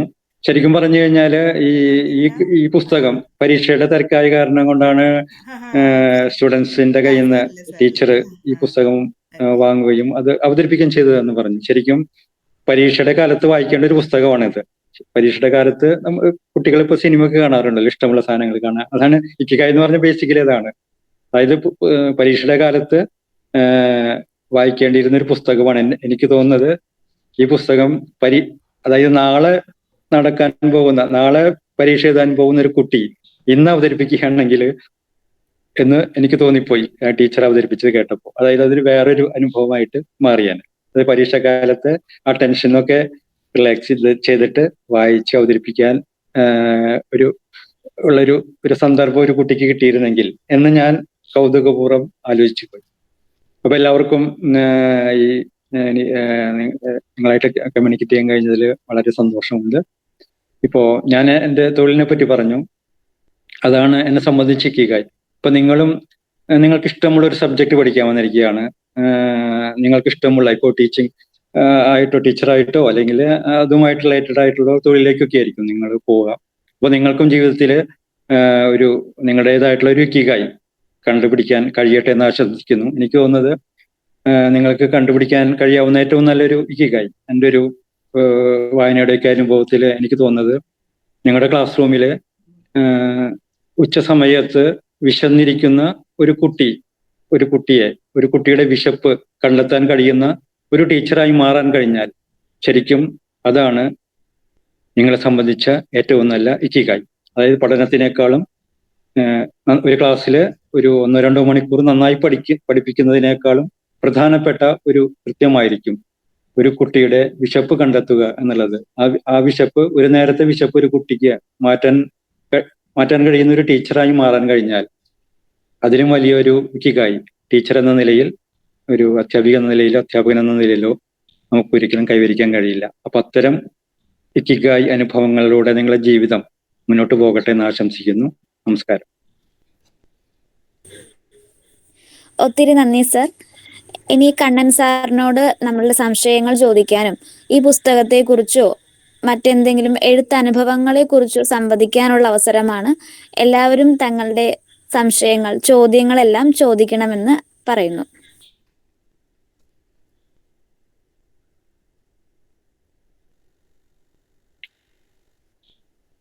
സാറേ നമസ്കാരം. നമസ്കാരം ടീച്ചറെ. ഒരുപാട് സന്തോഷം. വളരെ ഉം. കുറേ നേരം സാറ് തിരക്കിൻ്റെ ഇടയിലും ഇരുന്ന് ഞങ്ങളോട് സംവദിച്ചു. പോയ അനുഭവങ്ങളൊക്കെ പങ്കിട്ടു.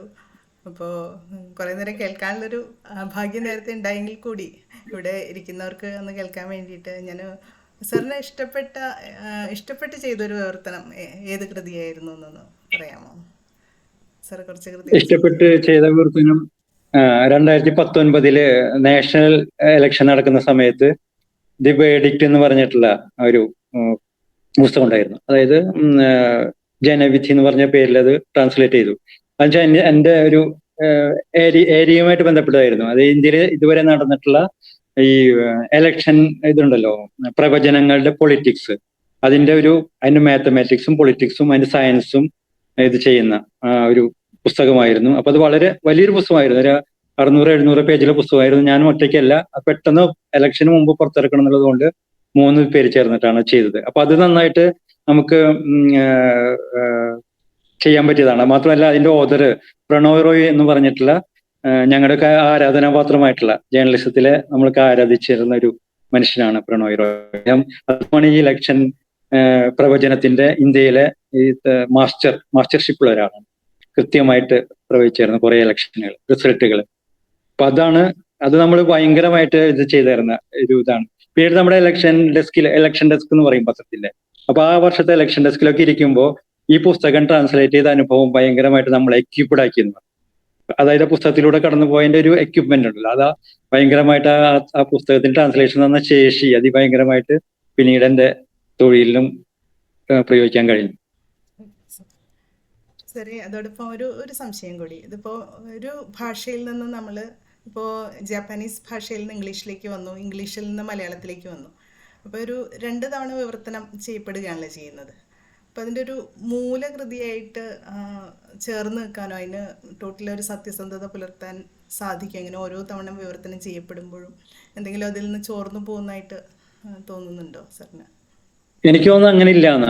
അതായത് ഇപ്പൊ ഒരു ഭാഷയിൽ ഇപ്പൊ വിവർത്തനത്തിനെ സംബന്ധിച്ചൊരു പൊതുവായിട്ടുള്ള ഒരു വിമർശനമുണ്ട്. അതായത് അതൊരു 2ാം തരം കൃതിയാണെന്നുള്ളത്. 2ാം തരമോ 3ാം തരമോ ഈ പറഞ്ഞ പ്രശ്നം വെച്ചിട്ട് 2ാമത്തോ 3ാമത്തെയോ ഭാഷയിലാണ് നമ്മളത് വായിക്കുന്നത്. പക്ഷേ ഈ 2ാമത്തെയോ 3ാമത്തെയോ 4ാമത്തെയോ ഭാഷയിൽ വന്നാലും ആ ഭാഷയിൽ നോക്കുമ്പോൾ ആ കൃതി ഒരു മൗലിക കൃതിയാണ്, ഒരു ഒറിജിനൽ കൃതിയാണെന്ന് പറയാം. അപ്പൊ അതിന്റെ അങ്ങനെയാണ് ഒരു കൃതി വായിക്കേണ്ടത്. അല്ലാതെ ഒറിജിനൽ എന്ന് പറഞ്ഞ സംഭവം ഒരു കോൺസെപ്റ്റ് ഉണ്ടല്ലോ, അതില്ല. എനിക്ക് തോന്നുന്നത് ഒരു വരേണ്യമായിട്ടുള്ളൊരു കോൺസെപ്റ്റ് ആണ് ഒറിജിനൽ എന്നുള്ളത്. ആ മൗലികവാദം എന്നുള്ളത്, ഒറിജിനൽ എന്നുള്ള ഒരു വരേണ്യമായിട്ടുള്ളൊരു മൗലികവാദമാണ്. അതിന്റെ ഒരു ആവശ്യമില്ല പുസ്തകത്തിനെ സംബന്ധിച്ച്. പുസ്തകം എന്നുള്ളത് നമ്മുടെ കയ്യിൽ അത് ഒരു ഭാഷയിൽ ഉണ്ടായ ആ ഭാഷയിലെ കൾച്ചറുമായിട്ടും ജീവിതവുമായിട്ടും ബന്ധപ്പെട്ട ഒരു ഐഡന്റിറ്റിയാണ് ആ ഒരു വിവർത്തന കൃതിക്ക് ഉണ്ടാവുക. അത് തന്നെയാണ് അതിനെ സംബന്ധിച്ചൊരു മൗലിക കൃതി. ഇത് ഞാനൊരു വിവർത്തനത്തിന്റെ ഒരു ക്രിയേറ്റീവ് ലെവൽ വെച്ചിട്ട് പറയുന്നതാണ് കേട്ടോ. വളരെ ഈ പദാനുപദ വിവർത്തനമൊക്കെ നടത്തിയിട്ട് വളരെ കൊളമാക്കി കളഞ്ഞു കഴിഞ്ഞ പുസ്തകങ്ങളും നമ്മുടെ മുന്നിലുണ്ട്. അതിനെ കുറിച്ചിട്ടല്ല, വളരെ ക്രിയേറ്റീവായിട്ട് ഈ വിവർത്തനത്തിന് ഇവിടെ കടന്നു പോകുമ്പോൾ ഓരോ ഭാഷയിലും ഉണ്ടാവുന്ന കൃതികളും ഒറിജിനൽ കൃതികളായിട്ട് മാറും. ഇപ്പൊ ഈ പറഞ്ഞ പോലെ ഇക്കിഗായ് ജപ്പാനീസ് ഭാഷയിൽ നിന്ന് ഇംഗ്ലീഷിലേക്ക് വരുമ്പോൾ ഇംഗ്ലീഷിലുള്ള ഒറിജിനൽ കൃതിയാണ്. അതുപോലെ മലയാളത്തിൽ വരുമ്പോൾ എൻ്റെ എത്ര ശേഷി അതിൽ പ്രയോഗിച്ചിട്ടുണ്ടെന്ന് പറയാൻ കഴിയില്ല. അത് മലയാളത്തെ സംബന്ധിച്ച ഒരു ഒറിജിനൽ കൃതിയാണ്. അപ്പൊ നമുക്ക് അതിൻ്റെ ഒരു 2ഓ 3ഓ തട്ടുകളിലാക്കിയിട്ട് ആ പുസ്തകത്തിനെ തരംതിരിക്കാൻ കഴിയില്ല, വിവർത്തനം ഒരു ക്രിയേറ്റീവ് വർക്ക് ആയതുകൊണ്ട്. Okay, thank you sir. നമസ്കാരം സാർ. എനിക്ക് ഇക്കിഗായ് എന്ന് പറയുന്ന ആ ഒരു ബുക്കിനെ കുറിച്ചല്ല, അതല്ലാണ്ട് ഈ ഒരു കൊറോണ സമയം, ആ ഒരു ലോക്ക്ഡൗൺ സമയത്ത് നമുക്ക് ഒരുപാട് പോസിറ്റിവിറ്റീനെ പറ്റിയുള്ള ഒരുപാട് കാര്യങ്ങൾ ചർച്ച ചെയ്യപ്പെട്ടിട്ടുണ്ട്. പലപ്പോഴും ഈ ട്രോമ ബോണ്ടിങ്, ഗ്യാസ് ലൈറ്റിങ്, അങ്ങനെയുള്ള ഒരുപാട് കാര്യങ്ങൾ തിരിച്ചറിയപ്പെട്ട ഒരു കാലഘട്ടമാണ് ലോക്ക്ഡൗൺ എന്ന് പറയുന്നത്. അതുപോലെ തന്നെ ഈ ലോക്ക്ഡൗൺ സമയത്തും ടോക്സിക് പോസിറ്റിവിറ്റി എന്നൊരു കാര്യം കൂടി എമർജ് ചെയ്ത് വന്നിട്ടില്ലേ? അതായത് എന്ത് വിഷമം വന്നാലും ചിരിച്ചു തള്ളുക, അതല്ലെങ്കിലും നമ്മളുടെ വിഷമങ്ങളെല്ലാം ചെറുതാണ്, ഇതിനേക്കാൾ വലുതനുഭവിക്കുന്ന മറ്റുള്ളവരുണ്ട്, അങ്ങനെയൊക്കെ പറഞ്ഞിട്ട് ഒരു ടോക്സിക് പോസിറ്റിവിറ്റി കൾച്ചറും കൂടി ഈ ഒരു കൊറോണ കാലത്ത് എമർജ് ചെയ്ത് വന്നിട്ടില്ലേ? സാറിന് അതിനെപ്പറ്റി എന്താണ് അഭിപ്രായം? അതായത് ശരിയാണ്, ഒരു ലാഘവത്വം എന്ന് പറയാൻ പറ്റും. ഇപ്പൊ ഏത് വിഷയത്തിനോടും ഒരു ലാഘവത്വം എന്ന് പറഞ്ഞാൽ നമ്മൾ സാധാരണ പോസിറ്റീവായിട്ട് പറയുന്ന ലാഘവത്വമല്ല, ഈ പറഞ്ഞ പോലെ ഐശ്വര്യ പറഞ്ഞ പോലെ അതിനെ ഒരു തള്ളിക്കളയാന്നുള്ളത്, എല്ലാത്തിനെയും ഒരു നിസ്സാരവൽക്കരിക്കുന്ന ഒരു മട്ട് പൊതുവെ വന്നിട്ടുണ്ട്. അത് പൊതുവെ എനിക്ക് തോന്നുന്നത് കോവിഡ് കാലവുമായിട്ട് അതിനെ എത്രത്തോളം കണക്ട് ചെയ്യാൻ കഴിയും എന്നറിയില്ല. അതിന്റെ ഈ നമ്മളുടെ കമ്മ്യൂണിക്കേഷനിലും നമ്മുടെ ലൈഫിന്റെ അഡ്വാൻസ്മെന്റിലും ഒക്കെ ഉണ്ടാവുന്ന ഒരു മാറ്റവുമായിട്ട് വേണം അതിനെ ബന്ധപ്പെടുത്താൻ തോന്നുന്നു. പക്ഷെ എനിക്ക് തോന്നുന്നു ഈ കോവിഡ് കാലം എന്ന് പറഞ്ഞാൽ ശരിക്കും ഈ വളരെ സീരിയസ് ആയിട്ടുള്ള കുറെ പാഠങ്ങൾ നമുക്ക് തന്നിട്ടുണ്ട്.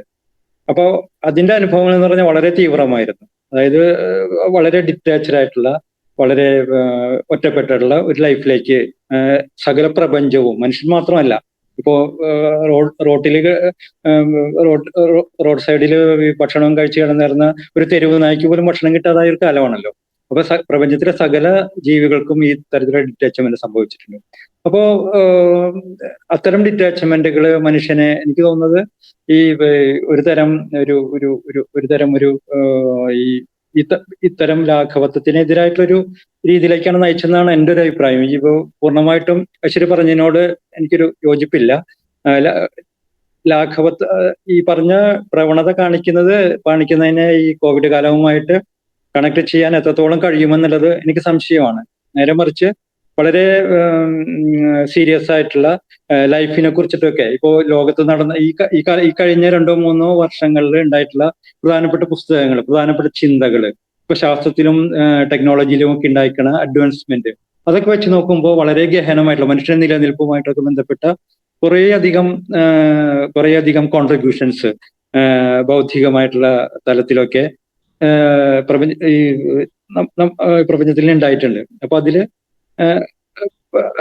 അത് വെച്ച് നോക്കുമ്പോൾ, അതുമായിട്ട് കമ്പയർ ചെയ്ത് നോക്കുമ്പോൾ ഐശ്വര്യ പറഞ്ഞ ഇഷ്യൂ ഉണ്ടല്ലോ, അത് വളരെ ഒരു നോമിനലാണ്, ഒരു പെരിഫറൽ ആയിട്ടാണ് നമുക്ക് അനുഭവപ്പെടുന്നത്. എൻ്റെ ഒരു അഭിപ്രായത്തിൽ എനിക്ക് അങ്ങനെയാണ് തോന്നുന്നത്.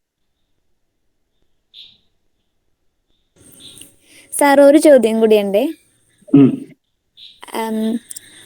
ഇപ്പോ ഈ ഒരു കാലഘട്ടത്തിൽ മുഖ്യധാരാ മാധ്യമങ്ങളായിട്ട് നമ്മൾ സോഷ്യൽ മീഡിയ മാധ്യമങ്ങൾ, ഓൺലൈൻ പ്ലാറ്റ്ഫോമിലൊക്കെ ഒരുപാട് മാധ്യമങ്ങൾ വരുന്നുണ്ട്. അതിൽ തന്നെ ശക്തമായിട്ട് സംസാരിക്കുന്ന പലപ്പോഴും ഓൺലൈൻ മാധ്യമങ്ങളാണെന്ന് തോന്നിപ്പോകുന്നുണ്ട്.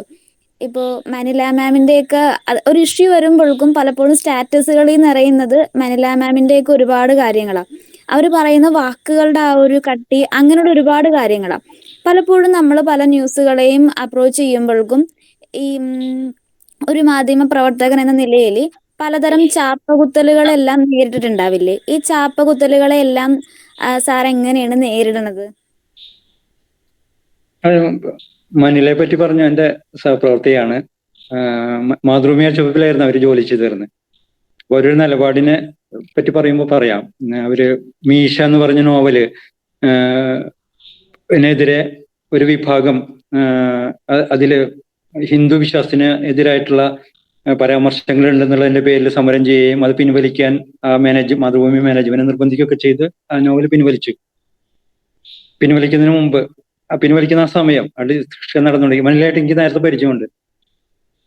അവരാണ് അതിൽ നിന്ന് ആദ്യം രാജിവെക്കുന്നത്. അതായത് അവരെടുത്ത തീരുമാനമാണ്, അവരടങ്ങുന്ന ഒരു എഡിറ്റോറിയൽ ബോർഡ് എടുത്ത തീരുമാനമാണ് ഇത് പ്രസിദ്ധീകരിക്കാൻ. അപ്പൊ പ്രസിദ്ധീകരിക്കാൻ പാടില്ല എന്ന് മാനേജ്മെന്റ് പറഞ്ഞപ്പോൾ അതിൽ പ്രതിഷേധിച്ചിട്ട് അവർ രാജിവെക്കുകയാണ്.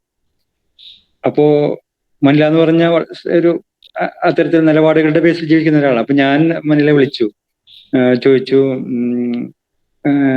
മാതൃഭൂമി രാജിവെച്ചല്ലോ, ഇനി എന്താ ചെയ്യാൻ പോകുന്നതെന്ന് ചോദിച്ചു. അപ്പൊ മൂപ്പര് പറഞ്ഞത്, ഞാൻ നാളെ തൃശ്ശൂരില് ഏതെങ്കിലും ഹോസ്പിറ്റലിന്റെ റിസപ്ഷനിലോ അല്ലെങ്കിൽ ഏതെങ്കിലും തുണിക്കടയിൽ തുണിയോ എടുക്കാൻ നിന്നിട്ടായാലും ജീവിക്കും. അതാണ് എനിക്ക് സന്തോഷമുള്ള ജീവിതമായിരിക്കും ഇവിടെ ഇരിക്കുന്നേക്കാളും എന്നാണ് അവർ പറഞ്ഞത്. അപ്പൊ ഒരു ഭയങ്കരമായിട്ടുള്ള നിലപാടിന്റെ അടിസ്ഥാനത്തിൽ ഈ മീഡിയ പ്രവർത്തനത്തിൽ തന്നെ കാണുന്ന ഒരാളാണ്. അപ്പോ എനിക്ക് ഇപ്പൊ ഈ പറഞ്ഞ പോലെ ഇവരാണ് ഇപ്പൊ ഈ പറഞ്ഞ പ്രശ്നങ്ങളുണ്ട്. അതായത് ഇപ്പോൾ നമ്മൾ ഓരോ നിലപാടെടുക്കും. ഇപ്പോ ട്രൂക്കോപ്പിറ്റിംഗ് എന്ന് പറഞ്ഞ സ്ഥാപനം തന്നെ ഒരു പൊളിറ്റിക്കൽ നിലപാട് പ്രഖ്യാപിച്ചിട്ടുള്ള ഒരു സ്ഥാപനമാണ്. അതായത് നമ്മുടെ പൊളിറ്റിക്സ് ഇതാണ്, നമ്മൾ ഇന്ന ആൾക്കാരെ എതിർക്കുന്നു, ഇന്ന കാര്യങ്ങളെ സപ്പോർട്ട് ചെയ്യുന്നു, ഇന്ന നിലപാടുകൾ മുന്നോട്ട് വെക്കുന്നു എന്ന് വ്യക്തമായിട്ട് പോളിസി നിലപാട് വളരെ പ്രകടിപ്പിക്കപ്പെട്ടിട്ടുള്ള ഒരു നിലപാടുള്ള ഒരു സ്ഥാപനമാണ്. അപ്പൊ അതുകൊണ്ട് തന്നെ നമുക്കെതിരെ ഭയങ്കരമായുള്ള ആക്രമണങ്ങൾ വരും. ഇപ്പൊ ഈ 24 വർഷം ഞാൻ മാധ്യമ പത്രത്തിലായിരുന്നു ജോലി ചെയ്തിരുന്നത്. അപ്പൊ ആ ഒരു 24 വർഷവും അത്തരത്തിൽ ഞാൻ വളരെ ഒരു സേഫ് സോണിലായിരുന്നു എന്ന് പറയാം. ഒരു പത്രത്തിന്റെ വലിയൊരു ഒരു പ്ലാറ്റ്ഫോം നമുക്ക് ചുറ്റുമുണ്ട്. മാത്രമല്ല അതിൽ അങ്ങനെയുള്ള ഒരു ഡിസിസീവ് പൊസിഷനിൽ അതിന്റെ ഒരു ടോപ്പ് എഡിറ്റോറിയൽ ഇതിലൊന്നും ഞാൻ ജോലി ചെയ്തില്ല. ഞാനിപ്പോ ഒരു ന്യൂസ് എഡിറ്റർ എന്നുള്ള പോസ്റ്റിലാണ്. എനിക്ക് പുറത്തുള്ള ആൾക്കാരോട് മറുപടി പറയേണ്ട ഒരു പോസ്റ്റിലായിരുന്നില്ല ഞാൻ. ഇപ്പോ ഞാൻ ഇവിടെ ഇരിക്കുന്നത് അങ്ങനെ ഒരു ടോപ്പ് പൊസിഷനിലാണ്. അതായത് പുറത്തുള്ള ആൾക്കാരോട് മറുപടി പറയേണ്ടത്. അപ്പൊ ഈ 2 വർഷത്തിനുള്ളിൽ നമ്മൾ വിധേയമായിട്ടുള്ള ഓഡിറ്റിംഗ് എന്ന് പറഞ്ഞാൽ അതിഗംഭീരമായിട്ടുള്ള ഓഡിറ്റിംഗ് ആണ്. സോഷ്യൽ ഓഡിറ്റിങ്ങിനായിട്ടുള്ള വിധേയമായിട്ടുണ്ട്. അപ്പൊ പലതരത്തിൽ നമ്മൾ ഈ പറഞ്ഞ പോലെ ഭയങ്കരമായിട്ട് ടാർഗറ്റ് ചെയ്യപ്പെടുന്നു. ഇപ്പോ എന്നെ അല്ല, മനിലയാണ് അതിൽ. ഞങ്ങൾ 3 പേരില് ഈ പ്രിക്കോപ്പിത്തിങ്ങിലുള്ള ടോപ്പ് പൊസിഷനിലെ 3 പേരില് ഏറ്റവും കൂടുതൽ ടാർഗറ്റ് ചെയ്യപ്പെടുന്ന ഒരാൾ മനിലയാണ്. അതായത് മനില ഈ പറഞ്ഞ പോലെ വളരെ കൃത്യമായിട്ടുള്ള നിലപാടുകൾ പ്രകടിപ്പിക്കുന്ന ഒരാളാണ്. മാത്രമല്ല അവരൊരു സ്ത്രീയാണ് എന്നത് ഒരു പ്രധാനപ്പെട്ട ഘടകമാണ്. അതായത് സ്ത്രീകൾ സാധാരണ പൊളിറ്റിക്സ് പറയാൻ പാടില്ല, സ്ത്രീകൾ നിലപാട് പ്രകടിപ്പിക്കാൻ പാടില്ല എന്നൊക്കെയുള്ള ഒരു പൊതുബോധമുള്ള ഒരു പുരുഷാധിപത്യപരമായിട്ടുള്ള ഒരു അധികാര ബോധം ഉള്ളിലുള്ളവരാണല്ലോ പൊതുവെ. അപ്പൊ ആ ഒരു അധികാരബോധത്തിൽ നിന്ന് വരുന്ന ഈ പറഞ്ഞ പോലെ ചാപ്പകുത്തലുകളുണ്ട്. അതല്ലാതെ ഇഷ്ടമില്ലാത്ത പൊളിറ്റിക്സ്, നമ്മളെ എതിർപക്ഷത്തുള്ള പൊളിറ്റിക്സിന്റെ ആക്രമണങ്ങൾ ഉണ്ടാവും. അങ്ങനെ പലതരം ആക്രമണങ്ങൾ നിന്നുകൊണ്ടാണ് ഈ സാധനം ഓരോ ദിവസവും മുന്നോട്ട് പോവുക. പ്രത്യേകിച്ചും ഈ സോഷ്യൽ മീഡിയ എന്ന് പറഞ്ഞാല് അത്തരമേ എൻഗേജ്മെന്റ്സുകളുടെ ഒരു ലോകം കൂടിയാണല്ലോ. അപ്പോ ഈ പറഞ്ഞ പോലെ ഇപ്പോ ഈ മെയിൻ സ്ട്രീം എന്ന് പറയുന്നത് ഇപ്പോ പത്രങ്ങളിൽ ആരും മെയിൻ സ്ട്രീം എന്ന് പറയാറില്ലല്ലോ. ഇപ്പോ ന്യൂസ് ചാനലുകൾ നിരന്തരം ഇപ്പോ മനുഷ്യന്മാരുടെയും കാഴ്ചക്കാരുടെയും ഓഡിറ്റിങ്ങിന് വിധേയമായിക്കൊണ്ടിരിക്കുകയാണ്. ശരിക്കും പറഞ്ഞു കഴിഞ്ഞാൽ ഓൺലൈൻ പോർട്ടലുകളാണ് ശരിക്കും മുഖ്യധാരയിലേക്ക് വന്നുകൊണ്ടിരിക്കുന്ന ഒരു സമയമാണ്. അപ്പോൾ സ്വാഭാവികമായി അതുകൊണ്ട് തന്നെ ഭയങ്കരമായിട്ടുള്ളൊരു ആക്രമണങ്ങൾക്ക് വിധേയമായിക്കൊണ്ട് തന്നെയാണ് ജോലി ചെയ്തു പോകുന്നത്. അതേ പക്ഷേ അതിനെ ഓവർകം ചെയ്യാനുള്ള ഒരു ശേഷി എന്ന് പറഞ്ഞാൽ ഈ പറഞ്ഞ പോലെ നമ്മുടെ കൃത്യമായിട്ടുള്ള ഒരു നിലപാട് ഫിക്സ് ചെയ്ത് കഴിഞ്ഞു കഴിഞ്ഞാൽ അതിൽ സംശയമൊന്നുമില്ലെങ്കിൽ നമ്മളൊരു നിലപാടെടുക്കുന്നു, അതിൽ നമ്മൾ സന്ദേഹങ്ങളില്ല എങ്കിൽ നമുക്കത് കൃത്യമായിട്ട് മുന്നോട്ട് പോകാൻ കഴിയും. എന്ത് ആക്രമണങ്ങളെയും നമ്മൾ ഫേസ് ചെയ്യാൻ കഴിയും. അപ്പൊ അങ്ങനെ ഒരു അടിസ്ഥാനത്തിലാണ് ഇപ്പോ ഈ മാധ്യമപ്രവർത്തനമായിട്ട് മുന്നോട്ട് പോകുന്നത്. അത് അതിന്റെ പേരിലുള്ള ആക്രമണങ്ങൾക്ക് ഞങ്ങൾ പ്രതീക്ഷിച്ച് തന്നെയാണ് ഓരോ ദിവസവും ജോലിക്ക് കയറുമ്പോൾ ഓരോ തരം ആക്രമണങ്ങൾ പ്രതീക്ഷിച്ചിട്ട് തന്നെയാണ് നമ്മൾ മുന്നോട്ട് പോകുന്നത്. അത് നമ്മുടെ നമ്മുടെ നിലപാടുകളുടെ കൃത്യതയെ സൂചിപ്പിക്കുന്ന ഒന്നുകൂടിയാണെന്നാണ് നമ്മൾ കരുതുന്നത്.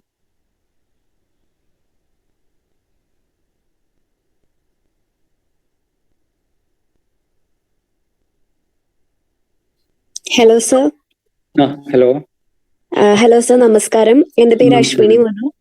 സർ, എന്റെ സംശയം ട്രാൻസ്ലേഷനെ സംബന്ധിച്ചാണ്. ഞാൻ ഒരു ജേർണലിസം ബിരുദാനന്തര ബിരുദ വിദ്യാർത്ഥിയായിരുന്നു. ആ സമയം മുതൽ ഞാൻ ഡിഫൈൻ ചെയ്യാൻ അല്ലെങ്കിൽ അന്വേഷിച്ചിട്ടും എനിക്ക് ഒരു തൃപ്തിയായിട്ടുള്ള ഒരു ആൻസർ കിട്ടാത്ത ഒരു ക്വസ്റ്റ്യൻ ആണ് സാറിന്റെ അടുത്ത് ചോദിക്കുന്നത്. ട്രാൻസ്ലേഷൻ, ട്രാൻസ്ലിറ്ററേഷൻ എന്ന് പറയുന്ന 2 പദങ്ങള് ഞാൻ ട്രാൻസ്ലേഷൻ എന്ന മൊഡ്യൂൾ പഠിക്കുമ്പോൾ പരിചയപ്പെടുകയുണ്ടായി.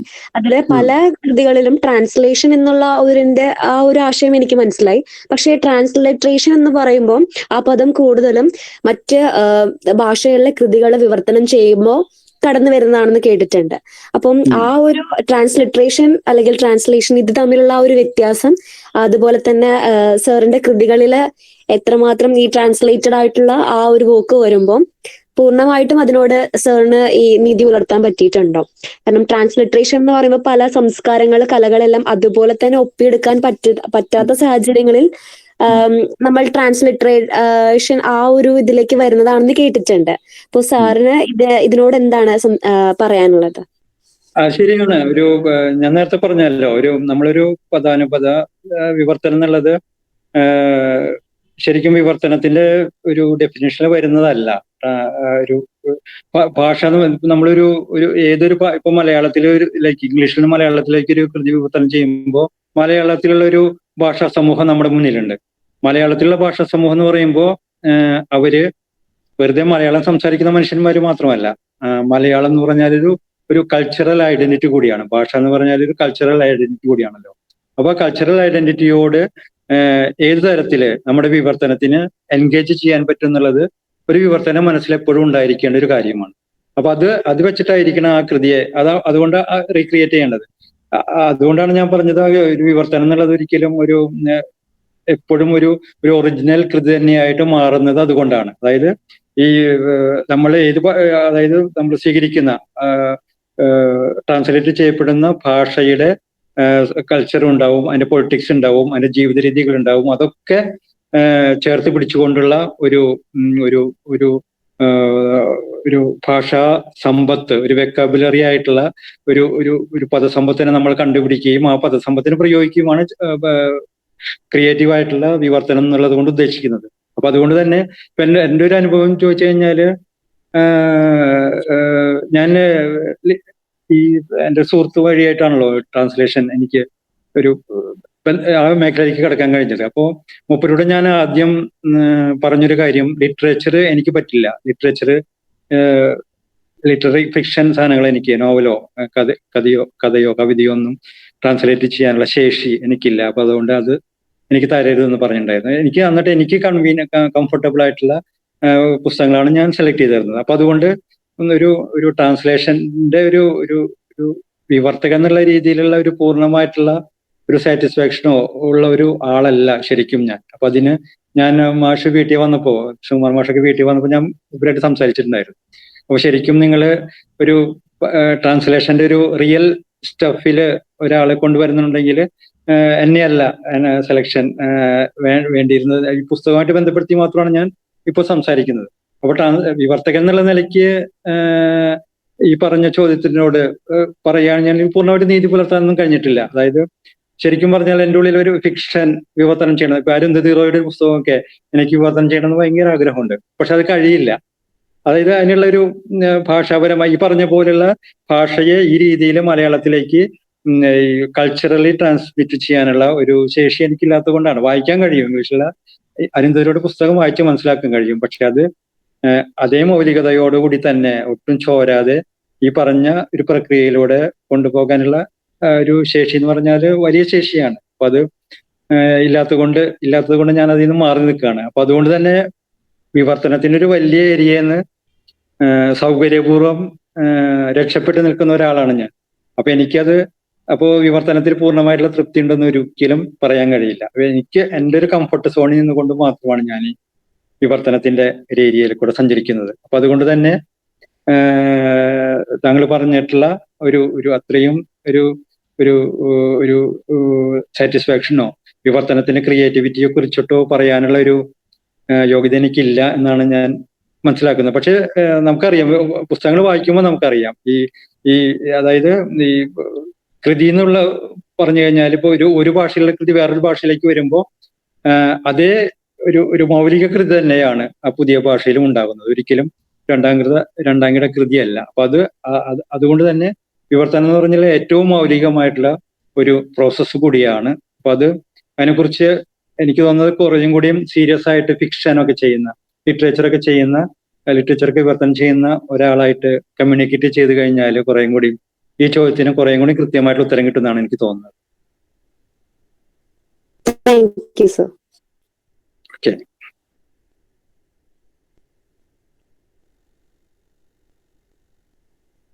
വളരെ സന്തോഷവും നന്ദി അറിയിക്കുകയാണ് സാർ. വളരെ വിപുലമായ രീതിയിൽ തന്നെ സാറ് കുട്ടികളുമായിട്ട് സംവദിച്ചു. സാറ് ശരിക്കും ട്രാൻസ്ലേറ്റർ എന്നുള്ള രീതിയിലല്ല, മാധ്യമ പ്രവർത്തകൻ എന്നുള്ള രീതിയിലാണ് ഉയർന്നു നിൽക്കുന്നത്. ഞാൻ കൂടെ ശ്രദ്ധിച്ചൊരു കാര്യം, നല്ല ഒരു പെഡഗോജി കൂടെ സാറിന്റെ കൈവശമുണ്ട്, നല്ലൊരു ബോധനശാസ്ത്രം. അതിന്റെ തെളിവാണ് സാർ എന്ന് പറഞ്ഞൊരു പ്രസ്താവന. പരീക്ഷ പ്രമാണിച്ച് കുട്ടികൾ ഈ പുസ്തക ചർച്ചയിൽ പങ്കെടുക്കാതിരുന്നത് ഒരു തെറ്റായിപ്പോയി. അത് പകരം ഒരു ടീച്ചർ അത് അവതരിപ്പിക്കേണ്ടി വന്നു എന്നുള്ളൊരവസ്ഥ. ശരിക്കും പരീക്ഷാ തലേന്ന് ഈ പുസ്തക ചർച്ചയിൽ പങ്കെടുക്കണം കൂടുതൽ പരീക്ഷ എഴുത്തിനുള്ള ഊർജത്തിനായി എന്ന് പറഞ്ഞത് ഒരു വലിയ പെഡഗോജിയാണ് സാർ. അത് തിരിച്ചറിയുകയാണ്. പിന്നെ സാർ പറഞ്ഞല്ലോ, ഒരു ക്ലാസ്സിൽ വേണ്ടുന്ന ആശയം പറഞ്ഞു കൊടുക്കുന്നതിനേക്കാൾ മികച്ച അധ്യാപനം അവിടെ വിശന്നിരിക്കുന്ന കുട്ടിയെ തിരിച്ചറിയുക എന്നുള്ളതാണ്. ഇതൊക്കെ ഒരു വേറിട്ട ആശയങ്ങൾ തന്നെയാണ്. ഇത് എന്തിനും പുറകെ പോകുന്ന അല്ലെങ്കിൽ എന്തിനും അതിന്റെ നിയമാവലി അനുസൃതമായി മാത്രം പോകുന്ന കുറെ യുവതയുടെ ഒരു സമയത്ത് ഇങ്ങനെ വേറിട്ടുള്ള ചിന്തകൾ വളരെ പ്രസക്തി ഉള്ളതാണ്. ഈ ട്രൂ കോപ്പി എന്ന പ്രസ്ഥാനത്തില് ജോലി ചെയ്യുമ്പോൾ അന്ന് ഞങ്ങളൊക്കെ ചോദിച്ചൊരു ചോദ്യം, ന്യൂസ് എന്നൊരു ആശയത്തിന് ഇപ്പോൾ വലിയ പ്രസക്തി ഇല്ലാതായി എന്ന് സാറ് പറയുകയുണ്ടായി. അതായത് പത്രം വായിക്കാൻ കുട്ടികളോട് പറയേണ്ടതില്ല, കാരണം അതൊരു ആവശ്യ ഘടകമല്ല. മറിച്ച് ഒരു പോസ്റ്റ് അനാലിസിസ് എന്നുള്ള ഒരു സാധ്യത, അതിനെക്കുറിച്ച് ഒന്ന് പറയാമോ സാർ? വെറും ഹാപ്പനിങ്സ് ആണുള്ളത്, ന്യൂസ് ഇല്ല. അതിനെ തുടർന്നുള്ള ഒരു ക്രിട്ടിക്കൽ തോട്ടാണ് നമുക്ക് ആവശ്യമുള്ളത്. അതിനെക്കുറിച്ചൊന്ന് പറയാമോ സാർ? അതായത് ഞാൻ ഇപ്പോ നിങ്ങളുടെ ഇവിടെ ഇരിക്കുന്ന സ്റ്റുഡൻസിന്റെ പ്രായത്തിലുള്ള ഡിഗ്രിക്ക് പഠിക്കുന്ന എൻ്റെ മകള്, അവള് ചേർന്നിട്ടുള്ളൂ. അവള് പത്രം വായിക്കാറില്ല. അപ്പൊ നമുക്കൊരു ഇതാണ്, രാവിലെ പത്രം വരുമ്പോ ഒരു പത്രം വായിക്കാതിരിക്കുന്നത് കാണുമ്പോൾ ഒരു സങ്കടം കൊണ്ട് അവളോട് പറയും പത്രം വായിക്കണം. അപ്പൊ അവള് ചോദിക്കും, ഈ പത്രത്തിൽ നിന്ന് നമുക്ക് കിട്ടുന്ന വാർത്തകളൊക്കെ ഞാൻ ഇന്നലെ തന്നെ അറിഞ്ഞിട്ടുണ്ടല്ലോ, പിന്നെ എന്തിനാണ് വായിക്കുന്നത്? അവൾക്ക് ആകെയുള്ള ഒരു താല്പര്യമുള്ള കാര്യം എന്ന് വെച്ചാൽ, പത്രവുമായിട്ട് ബന്ധപ്പെട്ട ആകെയുള്ള താല്പര്യമുള്ള ഒരു കാര്യം, ഞാൻ വീട്ടിൽ ചെല്ലുമ്പോഴേ നമ്മുടെ ഈ പേജ് ചെയ്യുന്ന അതിന്റെ സാങ്കേതിക വിദ്യയും അതിന്റെ പണികളൊക്കെ വിസ്തരിക്കാറുണ്ട്, ഇവരോടൊക്കെ പറയാറുണ്ട്. ഇപ്പൊ 1-ാം പേജ് ചെയ്യാന്ന് പറഞ്ഞാൽ വളരെ ഏറ്റവും പ്രധാനപ്പെട്ട ജോലിയാണ് ഒരു പത്ര ഓഫീസിലെ. അപ്പൊ 1-ാം പേജ് എങ്ങനെയാണ് ചെയ്യുക എന്നുള്ളത് കൃത്യമായിട്ട് പറഞ്ഞു കൊടുത്തത്. അതിന്റെ പണികൾ, രാവിലെ മുതൽ തുടങ്ങുന്ന പണികൾ, അതിൽ ന്യൂസ് സെലക്ഷൻ എങ്ങനെയാണ്, ലേഔട്ട് എങ്ങനെയാണ്, അതിന്റെ പിക്ചർ, പെജിനേഷൻ, പടങ്ങൾ തിരഞ്ഞെടുക്കുന്നത്, വാർത്തകൾ സെലക്ട് ചെയ്യുന്നത്, അതിനു മുന്നിലുള്ള മീറ്റിങ്ങുകൾ, അങ്ങനെയൊക്കെയുള്ള വളരെ പരിപാടികളൊക്കെ. പിന്നെ ഹെഡിങ് ഇടുന്നത്, അവൾക്ക് ഏറ്റവും ഇഷ്ടമുള്ള പരിപാടിയാണ് ഹെഡിങ് ഇടുന്നത്. അപ്പൊ ആ ഒരു പ്രോസസ്സ് അവൾക്കറിയാം. അപ്പൊ അവൾക്ക് ദിവസേന വന്നിട്ട് ഈ ഇപ്പൊ മാധ്യമവും മനോരമയും മാതൃഭൂമിയൊക്കെ വീട്ടിൽ വരുമ്പോൾ ഈ 3 പത്രങ്ങളും നിർത്തി വെച്ചിട്ട് 3-ന്റെ 1-ാം പേജ് നോക്കും. പിന്നെ പ്രധാനപ്പെട്ട ഒരു ദിവസം ഹെഡിങ്ങൾ, ഏതെങ്കിലും ഒരു പ്രധാനപ്പെട്ട ഒരു ഇൻസിഡന്റ് ഉണ്ടായ ദിവസം 3-ന്റെ ടൈറ്റിലുകൾ കമ്പയർ ചെയ്തിട്ട് ഇന്ന ടൈറ്റിലാണ് നല്ലത്, അങ്ങനെയൊക്കെ. അത് മാത്രമാണ് അവൾക്ക് പത്രവുമായിട്ടുള്ള ഏക ബന്ധം. അത് ഞാൻ ഈ തൊഴിലെടുക്കുന്നത് കൊണ്ടാണ്. അല്ലാതെ ഒരു വാർത്ത അറിയാൻ വേണ്ടിയിട്ട് അവര് പത്രം വായിക്കില്ല. ഒരു സോഷ്യൽ മീഡിയയോ ഒക്കെ ഫോളോ ചെയ്തിട്ട് വാർത്തകളും സംഭവിക്കുന്ന കാര്യങ്ങളൊക്കെ അറിഞ്ഞുകൊണ്ടിരിക്കുന്നുണ്ട്. അപ്പൊ അതാണ് ഞാൻ സംസാരിച്ചത്. അതായത് ഇന്നൊരു ഒരാളോട് പത്രം വായിക്കണമെന്ന് പറഞ്ഞത് ഒരു വിഡ്ഢിത്തം നിറഞ്ഞിട്ടുള്ള ഒരു പ്രസ്താവനയായിട്ടാണ് ഞാൻ ഈ തൊഴിലിൽ നിൽക്കുന്ന ഞാൻ തന്നെ എനിക്ക് തന്നെ തോന്നുന്നത്. അതായത് വാർത്തകൾ എന്ന് പറഞ്ഞ് നമ്മൾ എൻഗേജ് ചെയ്തുകൊണ്ടിരിക്കുന്ന എല്ലാ കാര്യങ്ങളും, സംഭവിച്ചുകൊണ്ടിരിക്കുന്ന എല്ലാ കാര്യങ്ങളും അതാത് നിമിഷം തന്നെ നമ്മളെ മുന്നിലെത്തുന്നുണ്ട്. പല പ്ലാറ്റ്ഫോമുകളിലൂടെയായിട്ട് നമ്മൾ എത്തുന്നുണ്ട്. അതുകൊണ്ട് നാളെ ഇറങ്ങുന്ന ഒരു പത്രം വായിക്കേണ്ട ഒരാവശ്യവുമില്ല. ഇപ്പൊ ന്യൂസ് ചാനലുകൾ കണ്ടില്ലെങ്കിൽ തന്നെ നമ്മൾ നിരന്തരം നമ്മുടെ കയ്യിലുള്ള ഫോണിലൂടെ വരുന്ന പലതരം വിൻഡോസിലൂടെ നമുക്ക് സോഷ്യൽ മീഡിയ പ്ലാറ്റ്ഫോമുകളിലൂടെ ഒക്കെ ആ വിവരങ്ങൾ നമ്മൾക്ക് അറിയാൻ പറ്റും. അപ്പൊ വാർത്ത എന്ന് പറഞ്ഞാൽ ശരിക്കും പറഞ്ഞു കഴിഞ്ഞാൽ പണ്ട് എന്ത് നടന്നു, എവിടെ നടന്നു, എങ്ങനെ നടന്നു, ആര് നടന്നു, എത്ര, അങ്ങനെയൊക്കെയുള്ള ഒരു യാഥാസ്ഥിതികമായിട്ടുള്ള ഡെഫിനിഷനുള്ള ഒരു ഇതൊക്കെ ഞങ്ങൾ പഠിച്ച ജേർണലിസ്റ്റ് ഒക്കെ പഠിക്കുന്ന കാലം. ഇന്ന് അതൊന്നുമില്ല. അന്നൊക്കെ പ്രസക്തമായിട്ട് വാർത്തയുടെ ഒരു സ്വഭാവം തന്നെ മാറുകയും അതൊരു വിശകലനാത്മകമായിട്ടുള്ള, അതായത് നിമിഷം സംഭവിക്കുന്ന കാര്യങ്ങളുടെ അനലിറ്റിക്കൽ ആയിട്ടുള്ള ഒരു ടോണിലേക്ക് അത് മാറുകയും ചെയ്തു. അതായത് ഇപ്പോ ഏക സിവിൽ കോഡ് ഇപ്പോൾ നമ്മുടെ രാജ്യം ചർച്ച ചെയ്തുകൊണ്ടിരിക്കുന്ന ഒരു വിഷയമാണ് uniform civil code. Uniform civil കോഡുമായിട്ട് ബന്ധപ്പെട്ട വാർത്തകളിലൊന്നും നമുക്ക് ഒരു താല്പര്യം തോന്നേണ്ട കാര്യമില്ല. യൂണിഫോം സിവിൽ കോഡുമായിട്ട് ബന്ധപ്പെട്ടിട്ടുള്ള ഏറ്റവും പ്രധാനപ്പെട്ട വാർത്ത എന്താണെന്ന് വെച്ചാൽ, എന്റെയൊക്കെ ഒരു കാഴ്ചപ്പാടില് അത് നടപ്പാക്കി കഴിഞ്ഞു കഴിഞ്ഞാൽ ഇന്ത്യയിലെ വിവിധ ജനവിഭാഗങ്ങളെ, വിവിധ വ്യക്തി നിയമങ്ങൾ പിന്തുടരുന്ന ജനവിഭാഗങ്ങളെ അതെങ്ങനെയാണ് ബാധിക്കാൻ പോകുന്നത്, അത് ഏത് രീതിയിൽ ഇമ്പാക്ട് ഉണ്ടാക്കും എന്നുള്ള ഒരു ചിന്തയുണ്ടല്ലോ. ഒരു ആലോചനയുണ്ട്. ആ ഒരു അനാലിസിസ് ആണ് ശരിക്കും ഒരു ന്യൂസിന്റെ കോർ എന്ന് പറയുന്നത്. ഏക സിവിൽ കോഡുമായിട്ട് ബന്ധപ്പെട്ട ഒരു ന്യൂസിന്റെ കോർ എന്ന് പറയുന്നത് അതാണ്. പക്ഷെ നമ്മളിപ്പോ പത്രങ്ങളിലോ ന്യൂസ് ചാനലിൽ വൈകുന്നേരം ചർച്ചയിലൊക്കെ കണ്ടു കഴിഞ്ഞാൽ പലതരത്തിലുള്ള ഒപ്പീനിയൻസ്, പലതരത്തിലുള്ള ആർഗ്യുമെന്റ്സ്, പലതരത്തിലുള്ള വാദപ്രതിവാദങ്ങളൊക്കെയാണ് കേൾക്കാൻ കഴിയുക. പല രാഷ്ട്രീയ പാർട്ടികളുടെ പ്രതികരണങ്ങളൊക്കെയാണ് കേൾക്കാൻ കഴിയുക. ഇതൊക്കെ വെച്ച് കൊണ്ട് നമുക്ക് ചിലപ്പോൾ ഒരു അസസ്മെന്റിലേക്കോ അനാലിസിസിലേക്കോ ഒന്നും പോകാൻ കഴിഞ്ഞൊന്നും വരില്ല. അപ്പൊ നമ്മൾ ആ വിഷയത്തിനെ കുറിച്ചിട്ട് അതാത് ദിവസം സംഭവിക്കുന്ന കാര്യങ്ങളിൽ തങ്ങി നിന്ന് കഴിഞ്ഞാൽ, കെട്ടിക്കിടന്നു കഴിഞ്ഞാൽ അതിൽ നിന്ന് ഒരിക്കലും മുന്നോട്ട് പോകാൻ കഴിയില്ല. ആ വാർത്ത ശരിക്കും നമുക്ക് നഷ്ടമാകും. അത് വാർത്തയായിട്ട് മാറുന്നത്, ഏക സിവിൽ കോഡ് എന്ന് പറഞ്ഞ വിഷയം നമ്മളെ സംബന്ധിച്ച് വാർത്തയാകേണ്ടത് ഈ രീതിയിലാണ്. അത് ഏത് രീതിയിലാണ് ഇന്ത്യയിലെ ഭാവിയിൽ ഇവോൾവ് ചെയ്യാൻ പോകുന്നത് ആ വിഷയം, വിവിധ സമുദായങ്ങൾക്ക് മേൽ, സമൂഹങ്ങൾക്ക് മേലൊക്കെ, വിവിധ മനുഷ്യർക്ക് മേൽ അത് ഏത് രീതിയിലാണ് അത് അത് അത് ബാധിക്കാൻ പോകുന്നതെന്നുള്ള, സ്വാധീനിക്കാൻ പോകുന്നതെന്നുള്ള ഒരു അനാലിസിസ് ആണ് ഇന്നത്തെ കാലത്ത് റിയൽ വാർത്ത. ഇപ്പോ മണിപ്പൂരിലെ ഹാപ്പനിങ്സ്, മണിപ്പൂരിലെ സംഭവങ്ങൾ നിത്യേന നമുക്കറിയാമല്ലോ. മണിപ്പൂരിൽ ദിവസേന എത്ര പേര് മരിക്കുന്നുണ്ട്, എന്താണ് അവിടെ നടക്കുന്നത് എന്നൊക്കെ അറിയാം. പക്ഷേ ഈ കലാപത്തിന്റെ നിത്യേനയുള്ള മരണക്കണക്ക് മാത്രമല്ല, അത് ശരിക്കും ഹാപ്പനിങ്സ് ആണ്, അത് വാർത്തയല്ല. പണ്ടത്തെ ഡെഫിനേഷനിൽ അതായിരുന്നു വാർത്ത. ഒരു ദിവസം ഇത്ര പേർ കലാപത്തിൽ ഇത്ര പേർ മരിച്ചു, ഇത്ര പേർ കൊല്ലപ്പെട്ടു എന്നൊക്കെയുള്ളത് വാർത്തയായിരുന്നു. പക്ഷെ മണിപ്പൂരിലെ ഭാവി, അതായത് അവിടെ ഭയങ്കര വംശീയമായിട്ട് വേർതിരിഞ്ഞു കഴിഞ്ഞ സമൂഹങ്ങള്, ആ നാടിന്റെ തന്നെ ഭാവിനെ എന്തായിരിക്കും എന്നുള്ള അനാലിസിലേക്ക് പോകുമ്പോഴാണ് നമ്മൾ യഥാർത്ഥ വാർത്തയിൽ എത്തുന്നുള്ളൂ. അപ്പൊ അങ്ങനെ ഹാപ്പനിങ്സിന്ന് ഒരു അനലിറ്റിക്കൽ ലെവലിലേക്ക് പോയിട്ട് നമ്മൾ എത്തുന്ന റീച്ച് ചെയ്യുന്ന ഒരു സ്ഥലമുണ്ടല്ലോ, ആ സ്ഥലമാണ് ശരിക്കും വാർത്ത നിൽക്കുന്ന സ്ഥലം. അതിലേക്ക് പോവാന്നുള്ളതാണ്. അപ്പൊ അതുകൊണ്ട് തന്നെ ഇന്നൊരു പത്രം വായിക്കേണ്ട ഒരു കാര്യമില്ല, ചാനൽ കാണേണ്ട, അതിലൊക്കെ ഹാപ്പനിങ്സ് ആണ്. അത് സംഭവിക്കുന്ന കാര്യങ്ങളെ അതേ രീതിയിൽ പറയുകയാണ് ചെയ്യുക. കുറെ ഈ ചർച്ചകളിലൊക്കെ എന്ന് പറഞ്ഞു കഴിഞ്ഞാൽ ഓരോരുത്തരുടെയായിട്ടുള്ള ബോധ്യങ്ങൾ അവതരിപ്പിക്കുകയാണ് ചെയ്യുക. അപ്പൊ അതിൽ നിന്നൊക്കെ വ്യത്യസ്തമായിട്ട് നമ്മുടേതായിട്ടുള്ള ബോധ്യങ്ങളിലേക്ക്, ഒരു ദിവസം സംഭവിക്കുന്ന കാര്യങ്ങളെ നമ്മുടേതായിട്ടുള്ള ഒരു ബോധ്യത്തിലേക്ക് എത്രത്തോളം വികസിപ്പിക്കാൻ കഴിയുന്നു, അത്രത്തോളം നമ്മൾക്ക് ആ വാർത്തയിലേക്ക് എത്തിപ്പെടാൻ കഴിയും. അതാണ് ട്രൂ കോപ്പിയുടെ ഒരു ഇതാണ്. നമ്മൾ ന്യൂസ് ചെയ്യുന്നില്ല. ന്യൂസ് മീൻസ് ഈ പറഞ്ഞ പോലെ ഹാപ്പനിങ് സംഭവങ്ങൾ ഒരിക്കലും, ഇപ്പോ ട്രെയിനിൽ അപകടം ഉണ്ടായി, 100 പേര് മരിച്ചു, ട്രൂ കോപ്പി തിങ്കിൽ നിങ്ങൾക്ക് ഒരിക്കലും ആ വാർത്ത കാണാൻ കഴിയില്ല. നമ്മൾ പിറ്റേ ദിവസം ചിലപ്പോൾ കൊടുക്കുക, എന്തുകൊണ്ടാണ് ഇന്ത്യയിലെ റെയിൽവേ സംവിധാനം ഇത്രമാത്രം അപകടം നിറഞ്ഞ ഒന്നായി മാറുന്നത്. നമ്മളെ സംബന്ധിച്ച് അതാണ് പ്രധാന വാർത്ത. അല്ലാതെ അപകടം അല്ല. അപകടത്തിൽ ഇത്ര പേർ കൊല്ലപ്പെട്ടു എന്നുള്ളത് ഹാപ്പനിങ് സംഭവമാണ്. വാർത്ത എന്ന് പറഞ്ഞു കഴിഞ്ഞാല് നമ്മൾ അതിന്റെ കാരണങ്ങളിലേക്ക് ഇറങ്ങിച്ചെന്ന് അതിനെ പുതിയ രീതിയിൽ അവതരിപ്പിക്കുമ്പോൾ, ഒരു അനലിറ്റിക്കൽ രീതിയിൽ അവതരിപ്പിക്കുന്നതാണ് അതിന്റെ വാർത്ത. ആ ഒരു കോൺസെപ്റ്റിലാണ് നമ്മുടെ ഈ സ്ഥാപനം തന്നെ ഡിസൈൻ ചെയ്തിരിക്കുന്നത്, അതിന്റെ എഡിറ്റോറിയൽ ബോർഡ് ഡിസൈൻ ചെയ്തിരിക്കുന്നത്.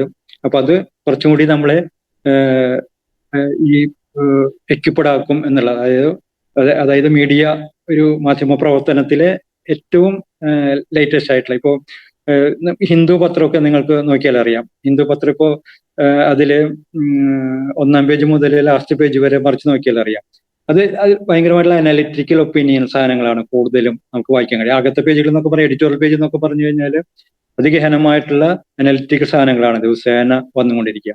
ശരിക്കും 1-ാം പേജിലുള്ള ഹാപ്പനിങ് സംഭവങ്ങളെക്കാളും ന്യൂസ് നിറഞ്ഞിട്ടുള്ള പേജുകളാണ് എല്ലാ പത്രങ്ങളുടെയും. അതെ, ഈ എഡിറ്റോറിയൽ പേജ് ആയാലും അനലിറ്റിക്കൽ പേജും ഒക്കെ ആയാലും. അപ്പോൾ അതിലാണ് ശരിക്കും വാർത്ത കൂടിക്കൊള്ളുന്നത്. അത് നമ്മൾ എത്രമാത്രം നമുക്ക് തിരിച്ചറിയാൻ കഴിയുന്നു, എത്രമാത്രം നമുക്ക് അതിലേക്ക് എത്തിച്ചേരാൻ കഴിയുന്നുള്ളത് ഒരു പ്രധാന കാര്യമാണ്. വളരെ ശരിയാണ്. നമ്മളുടെ കുട്ടികളുടെ വായന എത്രമാത്രം കൃത്യമാണെന്നുള്ളതിന് ഒരു ജഡ്ജ്മെന്റ് കൂടിയാണ് സാർ ഈ പറഞ്ഞത്. എത്ര പേര് എഡിറ്റോറിയൽ പേജുകൾ വായിക്കുന്നുണ്ട്, അല്ലെങ്കിൽ ട്രൂ കോപ്പി തന്നെ എത്ര പേര് സബ്സ്ക്രൈബ് ചെയ്തിട്ടുണ്ട് എന്നുള്ള ഒരു ചോദ്യമാണ്. എന്തായാലും വളരെ ചുരുക്കം പേരെ ചെയ്തിട്ടുള്ളൂ. ചെറിയ നമുക്ക് പോപ്പുലർ ആവണ്ടെന്നുള്ള തീരുമാനമുണ്ട്, ജനപ്രിയമാവണ്ട, നമ്മള് കുറച്ചുപേര് മതി എന്നുള്ള തീരുമാനമാണ്. സാറ് നേരത്തെ പറഞ്ഞ പത്മഭൂഷൺ കിഷോരി അമോങ്കറിന്റെ ജീവിതം അങ്ങനെയായിരുന്നല്ലോ. കിഷോരി ഇതുപോലെ പ്രസിദ്ധിയാവാൻ താല്പര്യം ഉണ്ടായിരുന്നില്ല, കേട്ടിട്ടുണ്ട്. പത്രങ്ങൾക്ക് അഭിമുഖങ്ങൾ കൊടുക്കാത്തൊരു വിദുഷിയായിരുന്നു ജയ്പൂർക്കര, അല്ലെ? ഇങ്ങനെ ഒരു കഥ കേട്ടിട്ടുണ്ട്. അതെ, മലയാളത്തിൽ ആദ്യമായിട്ട് അവരായിട്ടുള്ള ഇന്റർവ്യൂ വരുന്നത് പണ്ടത്തെ കലാകൗമുദി, മാഷ്ക്ക് ഓർമ്മയുണ്ടാവും. ആ പണ്ടത്തെ കലാകൗമുദി വാരികയില് ബിജു വി നായർ എന്ന് പറഞ്ഞിട്ടുള്ള നമ്മുടെ അതെ. സുഹൃത്ത് കൂടിയായിട്ടുള്ള അദ്ദേഹമാണ് അവരായിട്ടുള്ള ഇന്റർവ്യൂ. അവരോട് ഒരു ചോദ്യം ചോദിക്കുന്നുണ്ട് ബിജു വി നായർ, എന്തുകൊണ്ട് പാടുന്നു എന്നുള്ളത് ചോദിച്ചു. അപ്പൊ അവര് പറയുന്നത് എന്റെ വിധി ആയതുകൊണ്ട് എന്നാണ്. അപ്പൊ അങ്ങനെയാണ് അവര് ഒരു ഭയങ്കരമായിട്ടുള്ളൊരു ഭയങ്കരമായിട്ടുള്ള വേറൊരു ലെവലിലുള്ള കക്ഷിയാണ്. ശരിയാണ്. ഈ കച്ചേരി നടക്കുന്നതിന് മുമ്പ് ആളുകൾ ഇവരെ കാണാൻ, ഈ കാലത്താണെങ്കിൽ സെൽഫി എടുക്കാനുള്ള ബഹളങ്ങളായിരിക്കും. അതൊന്നും അതെ. അനുവദിച്ചിരുന്നില്ല. ഇല്ല. പാടുന്നതിന്റെ ഒരു സാധകത്തിൽ ഏകാന്തതയിൽ ഇരിക്കുമായിരുന്നു എന്നൊക്കെ കേട്ടിട്ടുണ്ട്. അങ്ങനെ വേറിട്ട് ചിന്തിക്കുന്നവരുടെ ഒരു വായന ഇടം കൂടിയാണ് ട്രൂ കോപ്പി. അതെ, തിങ്ക് തീർച്ചയായിട്ടും. ലാസ്റ്റ് വാക്കാണ് തിങ്ക്. തിങ്കിങ്ങിന്റെ ഒരു കുറവാണ് ഇപ്പോൾ ഉള്ളത്. എന്തായാലും വലിയൊരു സെഷനായിരുന്നു സാർ. ഒത്തിരി സമയം ഞങ്ങൾക്ക് വേണ്ടി ചിലവഴിച്ചു. സമയം 1.5 മണിക്കൂറായി. നമുക്ക് അവസാനിപ്പിക്കാമെന്ന് തോന്നുന്നു. എത്ര സംസാരിച്ചാലും തീരാത്ത വിഷയങ്ങളാണ്. ഇക്കിഗായി മുതൽക്ക് തുടങ്ങി സിജ ടീച്ചർ വളരെ മനോഹരമായിട്ട് അവതരിപ്പിച്ചു. അവിടെ തുടങ്ങി പടിപടിയായി കയറി ലോകോത്തര വാർത്തകളിലേക്ക് വരെ എത്തിച്ചേർന്നു. വളരെ സന്തോഷവും സ്നേഹവും സാർ.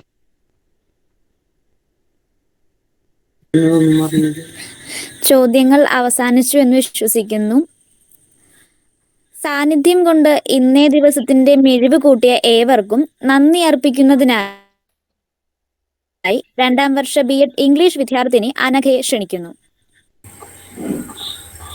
നമസ്കാരം. ശുഭാപ്തി വിശ്വാസത്തോടുകൂടി മുന്നേറാൻ ശക്തി നൽകിയ ഒരു പുസ്തക അവതരണവും ചർച്ചയുമായിരുന്നു ഈ സായാഹ്നത്തിൽ നമുക്കുണ്ടായത്.